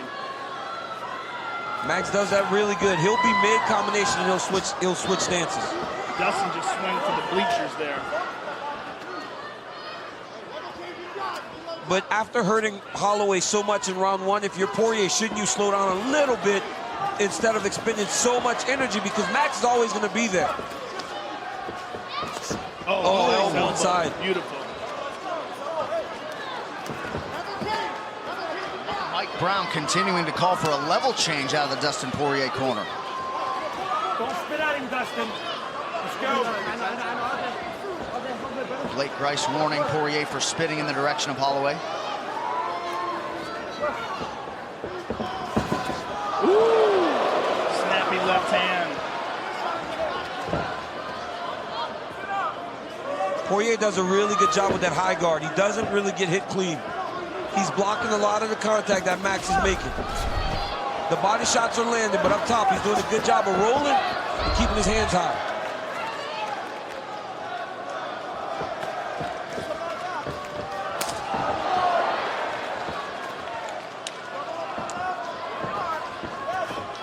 Holloway gets caught on the way in, but he has started to close that gap.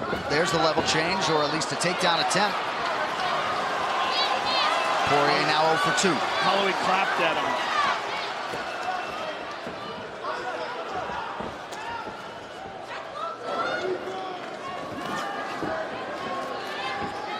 Both men just so in their element in a fight. Holloway lands.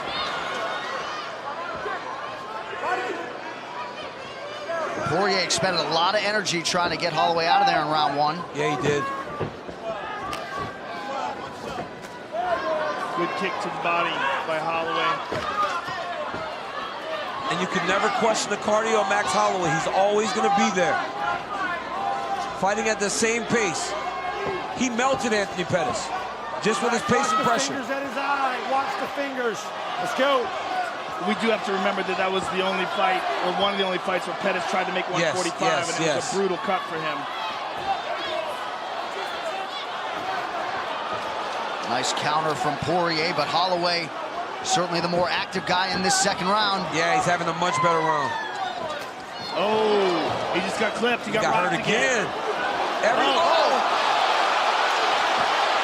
But again, like, Poirier hurts him, and then he expends all this energy trying to finish.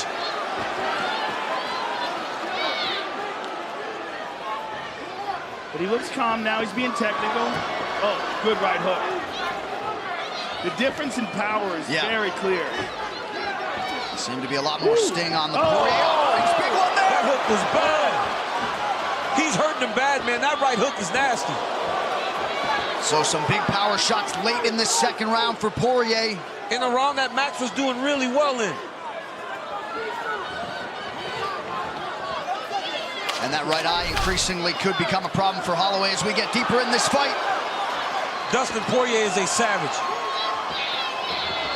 Both of these guys are just savages. Holy smokes. What? What did we do to get two of these in one night? Well, this card is as advertised. That's what's going on.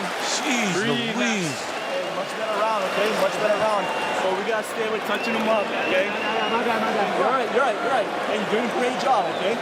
But he just needs free stuff. He needs free stuff. He's waiting, okay?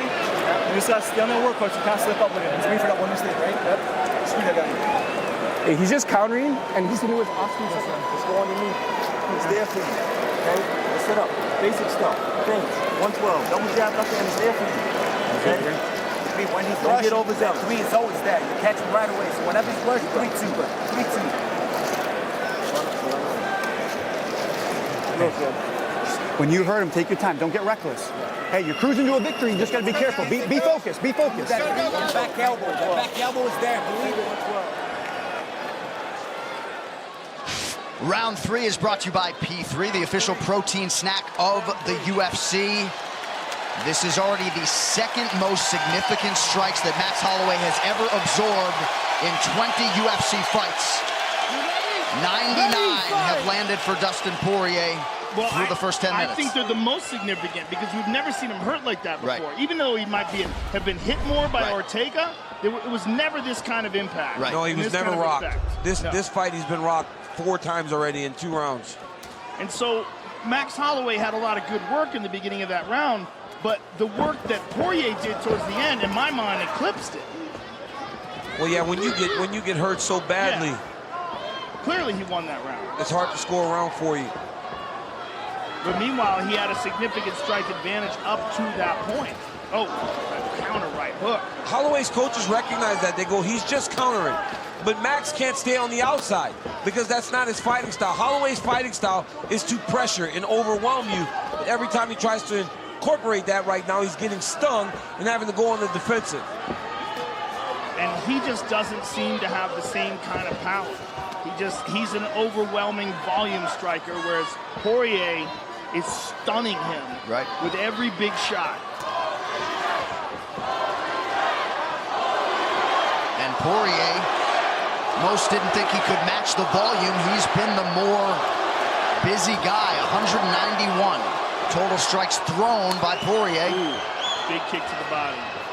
Nice combination there by Holloway. But even think about the 2 crazy fights that Poirier had with Alvarez, the Gaethje fight. He's been in those dog fights at 155 pounds. With giant punches. Yes, with big punchers and big men. Both Alvarez and Gaethje are huge punchers. Stung him again.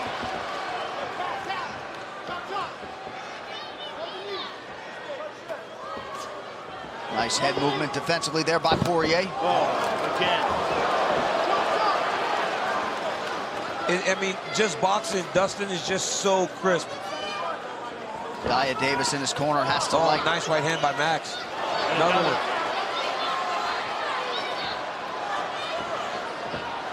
Good counter there by Poirier, though.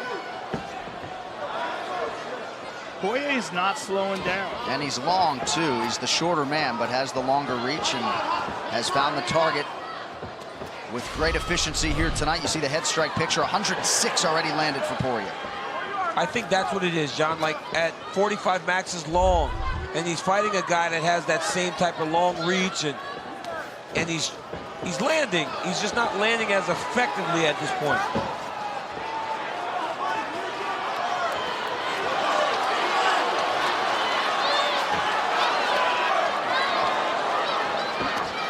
Nice jab from Holloway.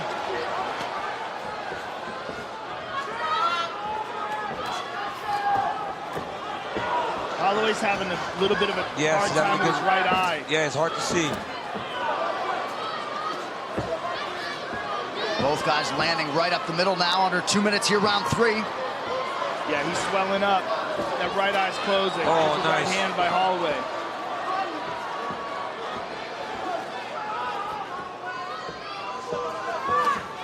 Thing is, even when he's landing, he's not stinging Poirier the way Poirier's hurting him. No, I know.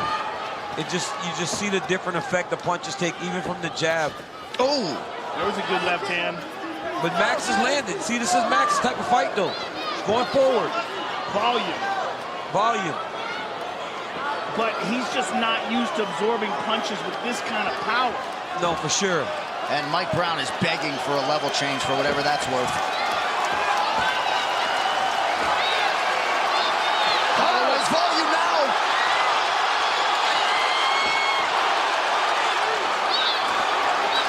Holloway pouring it on. Oh, flying beautiful knee to the body.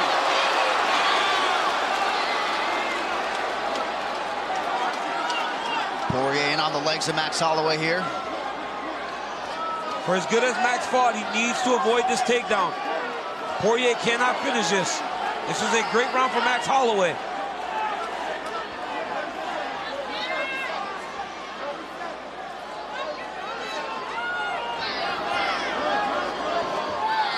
And if you're Dustin Poirier, you don't waste the energy trying to secure this.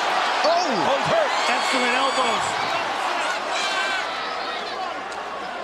Holloway tweaks the angle there to avoid the 12-6. Final seconds, round 3.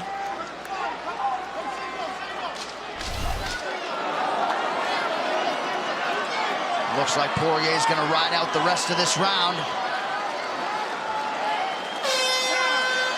Wow. Woo!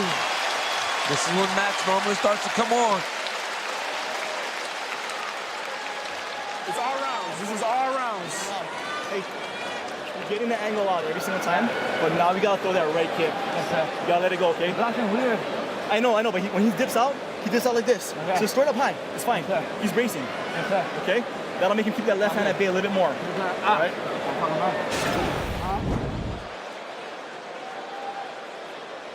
And here we see Dustin Poirier with a nice straight, look at that, right jab, left hand, right hand. And now Max coming on strong towards the end of the round. Connects with that. Here's a right hand, a couple of lefts and a right. He's piecing them up here towards the end of the round.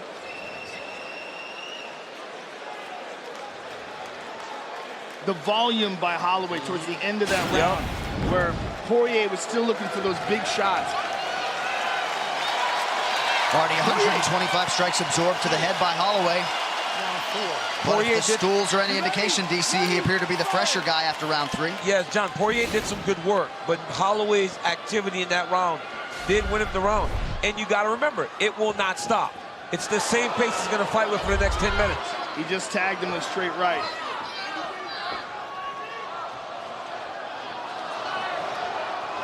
Yeah, and if Poirier starts slowing down at all, he's in trouble.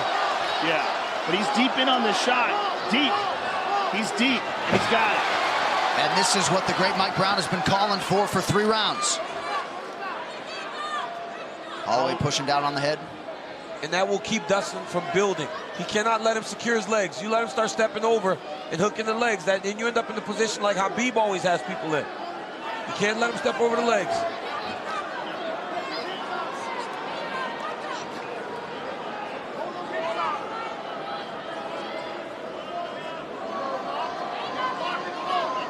But even as Poirier starts to slow down a little bit, how much energy does it take trying to get this takedown? Right, and this could slow him down if Holloway gets back up to his feet. But Holloway could be the fresher guy. Holloway's looking for a guillotine here. Oh, nice knee in the body.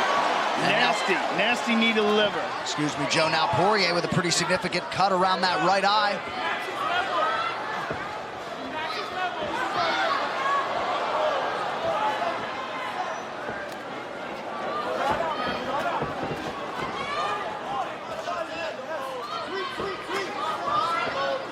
Holloway just non-stop. His cardio's off the charts. Off the charts at either weight class. Just the ability to push. It's crazy to watch. Look at that volume. Poirier got to be careful here. Poirier's trying to take a break. Holloway's not letting him. He won't let him breathe. Dustin's tired, or so it would appear. Yes, he is. Poirier wants a break. Holloway's just pursuing. He'll just keep touching you, keep touching you. He isn't trying to hurt you with one attack. He's just trying to wear on the gas tank.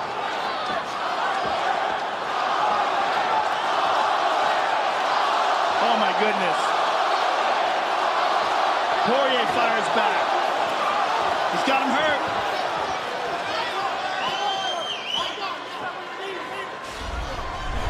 Poirier does a better job when he's the guy going forward. Good counter right from Poirier after Holloway landed the elbow. We haven't seen that right kick from Holloway that his corner called for after round 3. Oh, nasty body work by Holloway. Poirier just took a big, deep breath. Holloway just has to be really careful when he's just throwing all those punches not to get caught with a big right hook. Oh, Holloway in the body, now the right. Woo! Huh. Nasty jab by Poirier and a left hand.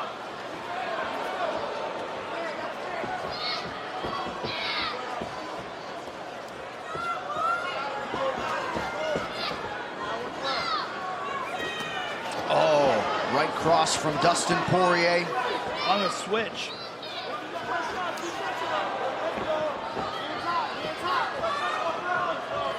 Poirier now walking down.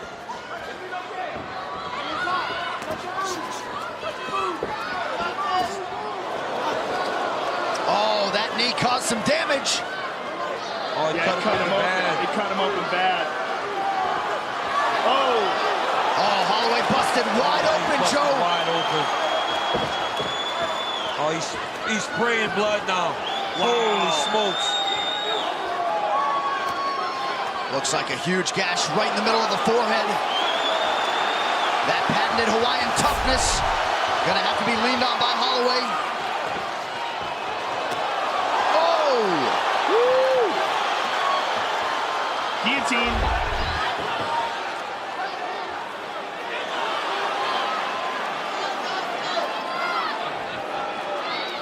It looked like Poirier just smiled at UFC President Dana White. Gotta love it. Jeez Louise. There it is again.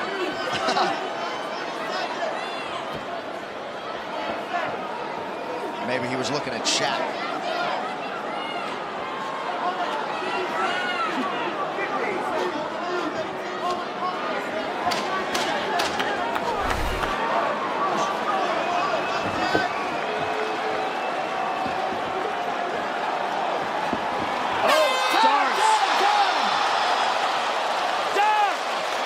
Easy boy. 4 rounds down, they will call the doctor in to look at the cut on Max Holloway. Oh, boy, look at that gash.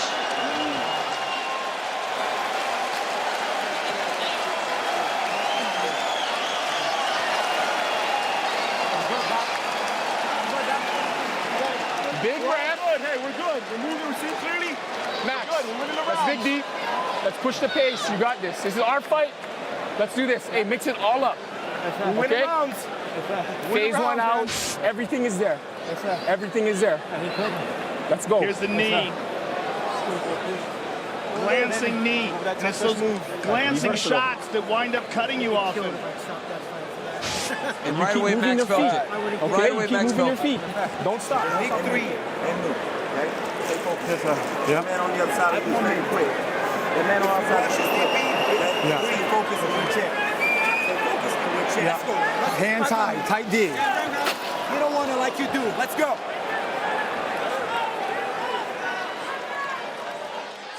The great Don House working overtime there in the corner, trying to close that gash on Max Holloway's forehead.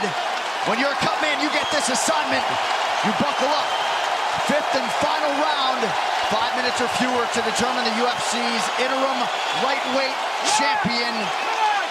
Will it be Dustin Poirier? Or will Max Holloway exit with a belt over each shoulder? 5th and final round, here we go.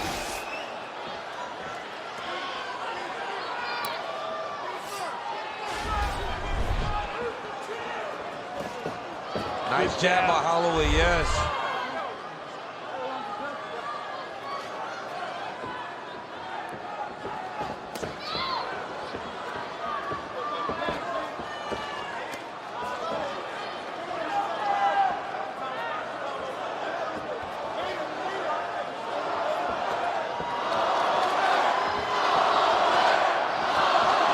Atlanta crowd trying to get behind Max Holloway here.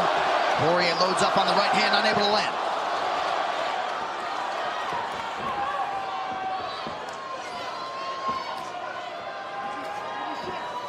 Ooh. Oh. Power discrepancy on display once again in that exchange. Also just the sharpness of that counter, too. Perfect precision.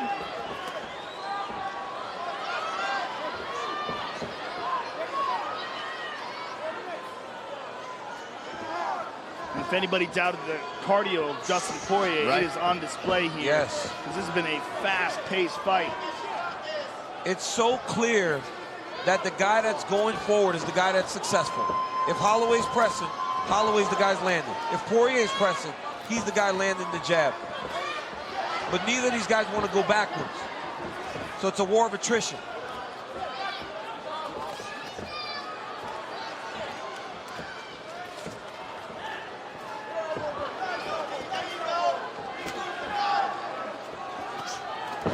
Another strong counter from Dustin Poirier coming up on 3 minutes to go.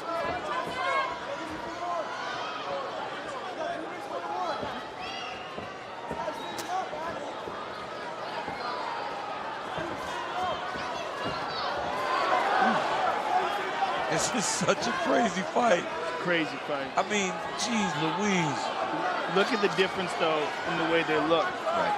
I mean, Dustin Poirier, even though he's eaten a bunch of shots from Max Holloway, they do not have nearly the same effect. Yeah, he's big and strong, man. He's a big, strong lightweight. Even the frame, right? The big side, the size of the back, right? Look at Poirier's arms. Max looks good at 55, but he doesn't look nearly as big as Dustin.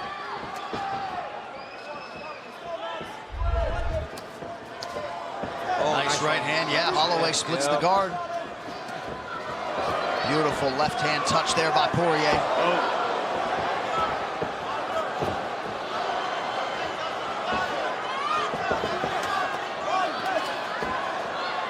Max Holloway puts those punches together so well, man. It'll be head, head, head, body, body, head.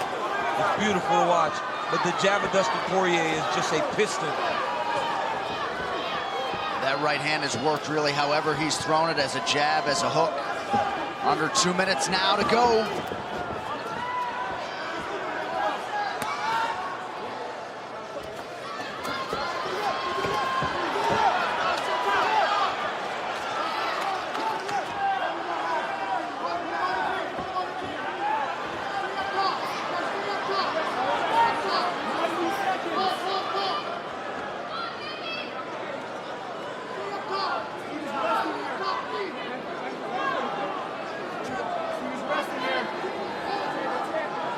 Dustin in on this single. And I believe the corner Holloway's right. Dustin's taking a break here. He realized earlier that he can't take a break in space anymore. He has to get close. And right there on the single leg, he's trying to rest and get ready for what is going to be a crazy last minute. Under a minute now to go in this UFC Interim Lightweight Championship fight. Khabib Nurmagomedov beckons for the winner. Poirier has to understand that if Holloway gets space, with a minute to go, he's going to be coming, guns blazing. But Poirier might not let him out of here. 45 seconds.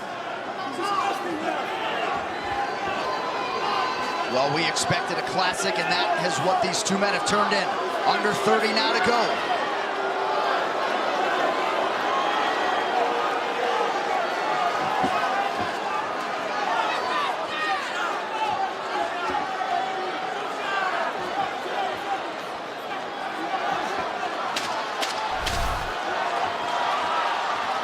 Final 10 seconds. The standing ovation has already started here in Atlanta.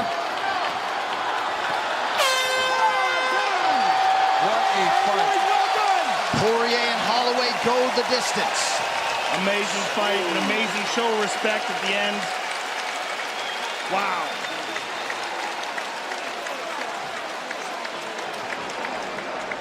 So Dustin Poirier comes over to the broadcast table, appears to think he has done enough.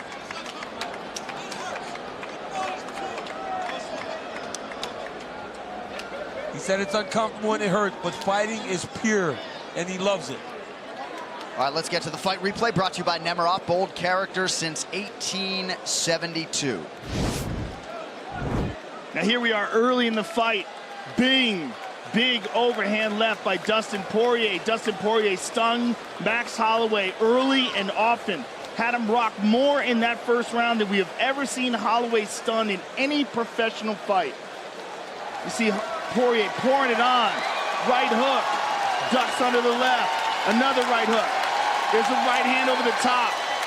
I mean, tremendous chin by Max Holloway because Dustin Poirier tested him. Left hand, right hand. Boom, look at that right hand.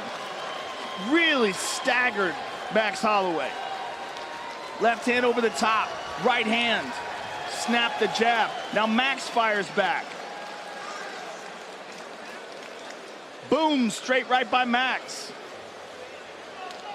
Pouring on the pressure. Volume strikes by Holloway. Straight right hand.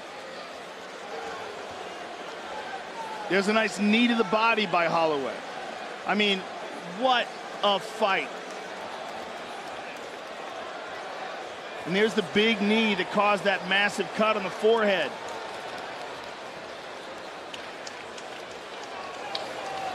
left hand by Poirier. I mean, what a fight. Two incredible championship fights. All right, the official decision brought to you by Metro by T-Mobile. Catch all the action with Metro by T-Mobile. Get knockout coverage on a network that rivals the big guys for way less. One final time tonight. Here is Bruce Buffer. Ladies and gentlemen, after 5 rounds, we go to the judges' scorecards for a decision. All 3 judges score this contest 49-46 for the winner by unanimous decision and new interim UFC lightweight champion of the world, Dustin the Diamond Poirier.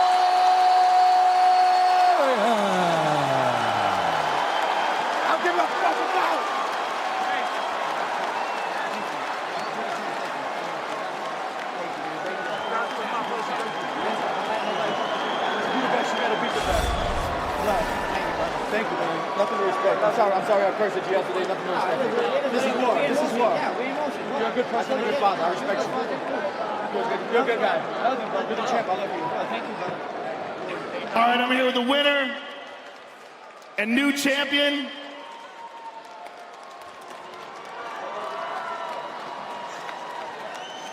Dustin Poirier, congratulations on a truly fantastic performance against one of the very best fighters in the world. You put on a show tonight. You came out strong in that first round, had him staggered. How does this feel? Does this feel real? Man, this feels amazing. I feel like I'm in a dream right now. I just beat one of the pound-for-pound best in the world. To be the best, you got to beat the best. And that damn, I feel good, man. It's been a long time, brother. This is my 23rd or 24th fight with Zuffa. I've got knocked down. I've climbed back up. Like I said before, man, this is my belt. I earned this in blood. I paid in full. This is mine. You earn this, and you earn your position here with your spectacular streak of fights. You've beaten some of the very best fighters in the sport, but tonight, this was a truly special performance, Dustin. This was the culmination of all your hard work, all your time in the gym and in the octagon. Just an amazing performance against absolutely one of the most technical fighters on the planet. You know, man, there was a time in that third round where I got hit with a couple good shots and I was hurt. And I looked at Max and he started throwing a lot of volume. It hurt me some more. And I felt like the fight was slipping away, man, but I dug down. I said, fuck it, if I'm gonna go out, you gotta put me all the way out. And I hit him with some good shots. I had him hurt. The rounds were back and forth. I didn't know what was going on. He hit me with some good shots, man, but I'm the fucking champ, man. This is a piece of the world title. This is what I want. I want to unify this belt with the best. Right now, I'm the champ. And this sets you up for a fight with Khabib Nurmagomedov for the undisputed title. So give us your thoughts on that. In the words of our buddy Daniel Cormier, get your shit together, young man. We got a belt to fight for. Dustin, congratulations on a truly special fight. It was an honor to call this fight. Thank you very much. Thank you, man. I'm a big fan of yours. I just love fighting in this organization. These guys are the best, man. I've overcome adversity so many times. Everybody out there, there's people telling you can't do it, or you're the underdog, or you're championed against, or telling you told you're not good enough. I've been told that my whole life, and I'm the world champ. If I can do it, you can do it. I just want to dedicate this fight to my wife. We've been together, been married 10 years. And if it weren't for her, I wouldn't be here. There was days I went home, busted and broken, and she believed in me when I didn't believe in myself. This is her belt as much as it is mine. I wouldn't be here without her. I love you, Jolie. The winner and new champion, ladies and gentlemen, Dustin Poirier.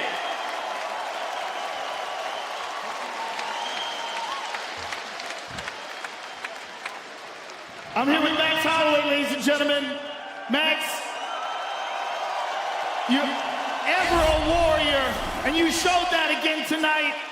Give us your thoughts on this fight. Hey, I'm not gonna take nothing away from Dustin. He beat a world champ. He is a world champ. There ain't no interim shit. He the real thing. He beat a world champion, and congrats, brother. Moving up to 155 pounds, what was different for you? You know, nothing. Nothing was different. I felt good. I felt on. I thought it was my night. I learned different tonight, but it is what it is, you know? You win, you learn. And I learned a lot. You know, Dustin gave me a lot. I guess the cupcake tastes sour again. We know you will be back. We know you'll be back better than ever. But do you feel that your future lies in lightweight, or do you think you're going to go back down to featherweight where you still hold the title? I'm still a champ. Whatever weight gets me closer to that pound-for-pound title, if it's here, I told you guys, if it's 170, 185, 205, My best friend DC over here in the front, if he wants it, he can get it. I don't care. You're a great man, Max Holloway, and it's always an honor calling your fight. Hey, thank you guys for coming out. Dustin is the shit. Thank you, brother. Max Holloway, ladies and gentlemen. Legends, both of them, but tonight Max Holloway's 13-fight winning streak comes to an end. Dustin Poirier paid in full. A lifetime's work consummates in a UFC title for Poirier. This is so crazy, man. To see a kid from Lafayette just really fight and fight and fight. Like he said, he's had to pick himself up on so many occasions to come and accomplish his goal. So happy for Dustin and so happy for Max Holloway to put on that type of performance, even though he lost. That was one hell of a performance. Both men should feel proud of what they did tonight. What a night in Atlanta. I mean, it doesn't get much better. It does not get much better. I feel like the Style Bender Kelvin Gastelum fight was one of the best fights I've ever seen in my life, and this fight was right up there with that one. Dustin Poirier put on the performance of his career. When you look back at Dustin Poirier's recent record, stopped Eddie Alvarez, stopped Justin Gaethje. I mean, just those two fighters in a row, those are two blood and guts warriors. To beat those two and then to piece up Max Holloway the way he did tonight, particularly in that first round, I mean, a performance of a lifetime. And I think what we're seeing is Dustin Poirier coming into his own, realizing his full potential. He's 30 years old now. He's had so many fights inside the octagon, and this is as good as he's ever been, and he's a new world champion. So many emotions for Dustin Poirier. Joe, it looked like you were close to tears in there as Dustin Poirier completes his mission. In a lot of respects, he will forever go down as a UFC champion. Congratulations to Dustin Poirier. DC's calling over. Is that Dustin's dad? What do you got there? Lafayette, Louisiana, baby. Look at that. I mean, Dustin Poirier comes out with the flag of our city and captures the championship. Now you got two world champs from Lafayette. It's crazy. Lafayette, as bad as it Louisiana. as hard as it is to see Max lose, I mean, he got beat by Dustin Poirier. It's crazy. Well, to me, it's great to see Dustin win. Dustin's a great man. He's a guy who earned it. He's had his ups and downs, the knockout loss to Michael Johnson, the knockout loss to Conor McGregor. I mean, he's had rough moments inside the octagon where, as he said, he truly doubted himself and doubted his future. And he steps down from that octagon as a world champion and a guy who is set up next to fight one of the baddest men on the planet Earth in Khabib Nurmagomedov in what is going to be an epic fight. For those guys, I mean, it does not get easier. It does not get easier for Israel. It does not get easier for Dustin Poirier as he faces Khabib Nurmagomedov. This was truly a phenomenal night of fighting, but it just gets tougher because you got two world champions waiting for these guys. It's truly amazing. And now, talk about this. Go ahead, Joe. I'm sorry, your thoughts now on Max Holloway in terms of his ability to compete at lightweight. Do you think that Dustin was too big, or do you think that this is just the way it goes when Dustin connects with people and then he can fight it at lightweight? Well, he's got tremendous power, right? Dustin has tremendous power. But also, Max came up as a one-off fight. This was not a build-up to be a true lightweight to stay there forever. Right? Like building muscle. Yes, he has the idea that he wants to go back down and defend his belt at 45. So it makes it kind of difficult. But I don't want to take nothing from Dustin. It was tremendous. But for Max in the future, when he decides to fight at lightweight, he's going to have to stay and fight at lightweight. And amazing to think if Tony Ferguson was ready to go tonight, Dustin Poirier doesn't even get this opportunity. And man, did he deliver as he becomes the UFC's interim lightweight champion. We also have a new UFC interim middleweight champion. It is Israel Adesanya. He will now fight Robert Whittaker. And again, you've been here for all of these, Joe. Truly one of the best 25-minute fights most of us have ever seen. Unquestionably, and the performance of Adesanya was off the charts, but how about the heart of Kelvin Gastelum to survive that fifth round? Staggered and dropped and battered, and I mean, just what a fight from top to bottom. From the beginning, the opening round, Israel Adesanya gets rocked and hurt. Kelvin Gastelum connects and drops him. And then Adesanya comes back in the second round. I mean, it was an epic fight, a truly epic fight. Both men were pushed to their limit, and Style Bender emerges as the new interim champ and sets up an epic encounter with the undisputed champion, Robert Whittaker. I mean, that That is something I can't wait. What was so impressive about Adesanya's performance was that when the fight was on the line in the 5th round, he left no doubt that he had won that fight. Right. He fought so tremendously in round 5, and he was in front of Kelvin Gastelum with the idea that at times he could have stopped the fight. But if there's a guy that's going to take that damage and continue to press forward, it's Robert Whittaker. Right. We saw him against Yoel Romero twice looking like he was done. He kept going. There is nobody like the champ. The champ knocked out Jacare Souza. It's easy to have recency bias because we're watching these guys put in performance. But look at the Reaper. He has smashed guys on his way to becoming the UFC's middleweight champion. Oh, he's an animal. I mean, no doubt about it. Robert Whittaker is something special. Even though I did think that Yoel Romero deserved the nod in the last fight, it was incredibly close, and he won the fight before that. And he has knocked out Derek Brunson. He has knocked out Jacare Souza. I mean, he is an outstanding fighter. And the matchup is off the charts, the two of those guys together. We are in store for some good fights. Well, and these Australians and New Zealanders, if you don't know, their appetite for mixed martial arts is as insatiable as that sport is massive over there. If any matchup's going to get Joe Rogan back to the land down under, I think it might be that one. I got my hand up. Can I go? I'm calling dibs on that one right now. I'm in there for Whittaker versus... You coming? I'm coming. Joe, we're yeah, see, I figured we had to do it on the air. He wasn't going to make the trip, so... I might change my mind. Well, it was billed as obviously an epic main card tonight, UFC 236, and as usual, these athletes deliver, and the card lives up to the hype. What a night. I'm not sleeping. UFC 236, Holloway versus Poirier 2, has been brought to you by Motel 6. When you're ready to tap out, book online at motel6.com. We'll leave the light on for you. And by PokerStars, pound for pound, the greatest online poker experience in the world. Take on the best to win millions of prizes every day on PokerStars. UFC Fight Night returns this Saturday with a ground-shaking heavyweight headliner. In the main event, Russian native Alexei Oleinik will have the home advantage as he takes on MMA legend Alistair Overeem. Plus, undefeated Antonina Shevchenko returns to the octagon against the Happy Warrior, Roxanne Modafferi. See UFC Fight Night live, only on ESPN+.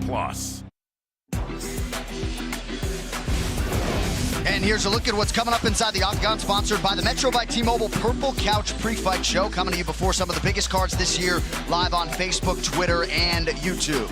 As you just saw, next Saturday, 4/20, the Octagon hits St. Petersburg, Russia for the first time. Heavyweight headliner Alistair Overeem, Alexei Oleinik, prelim coverage 10 a.m. Eastern on ESPN2, followed by the main card on ESPN+.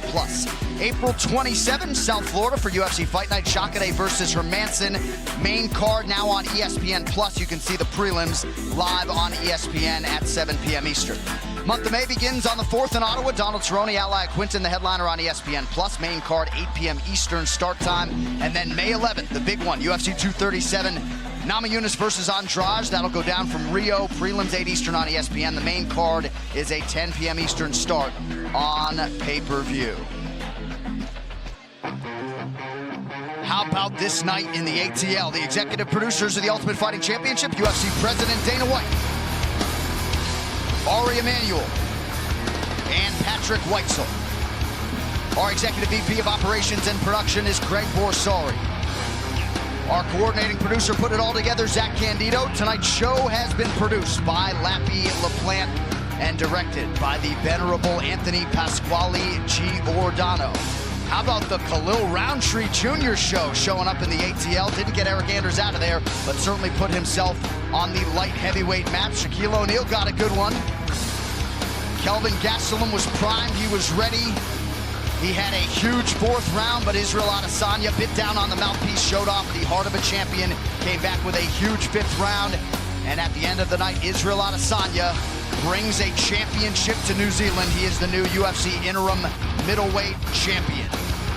We said it was a tough act to follow, but Dustin Poirier and Max Holloway were ready for it. The UFC champions came out in droves, and they got an absolute classic. Poirier got off to a great start. Holloway had his moments, but Dustin Poirier exits the ATL as the new interim UFC lightweight champion. With that, for Joe Rogan, Daniel Cormier, and the rest of the crew, John Anik saying so long from Georgia. We will see you next month from Rio de Janeiro for UFC 237. Good night.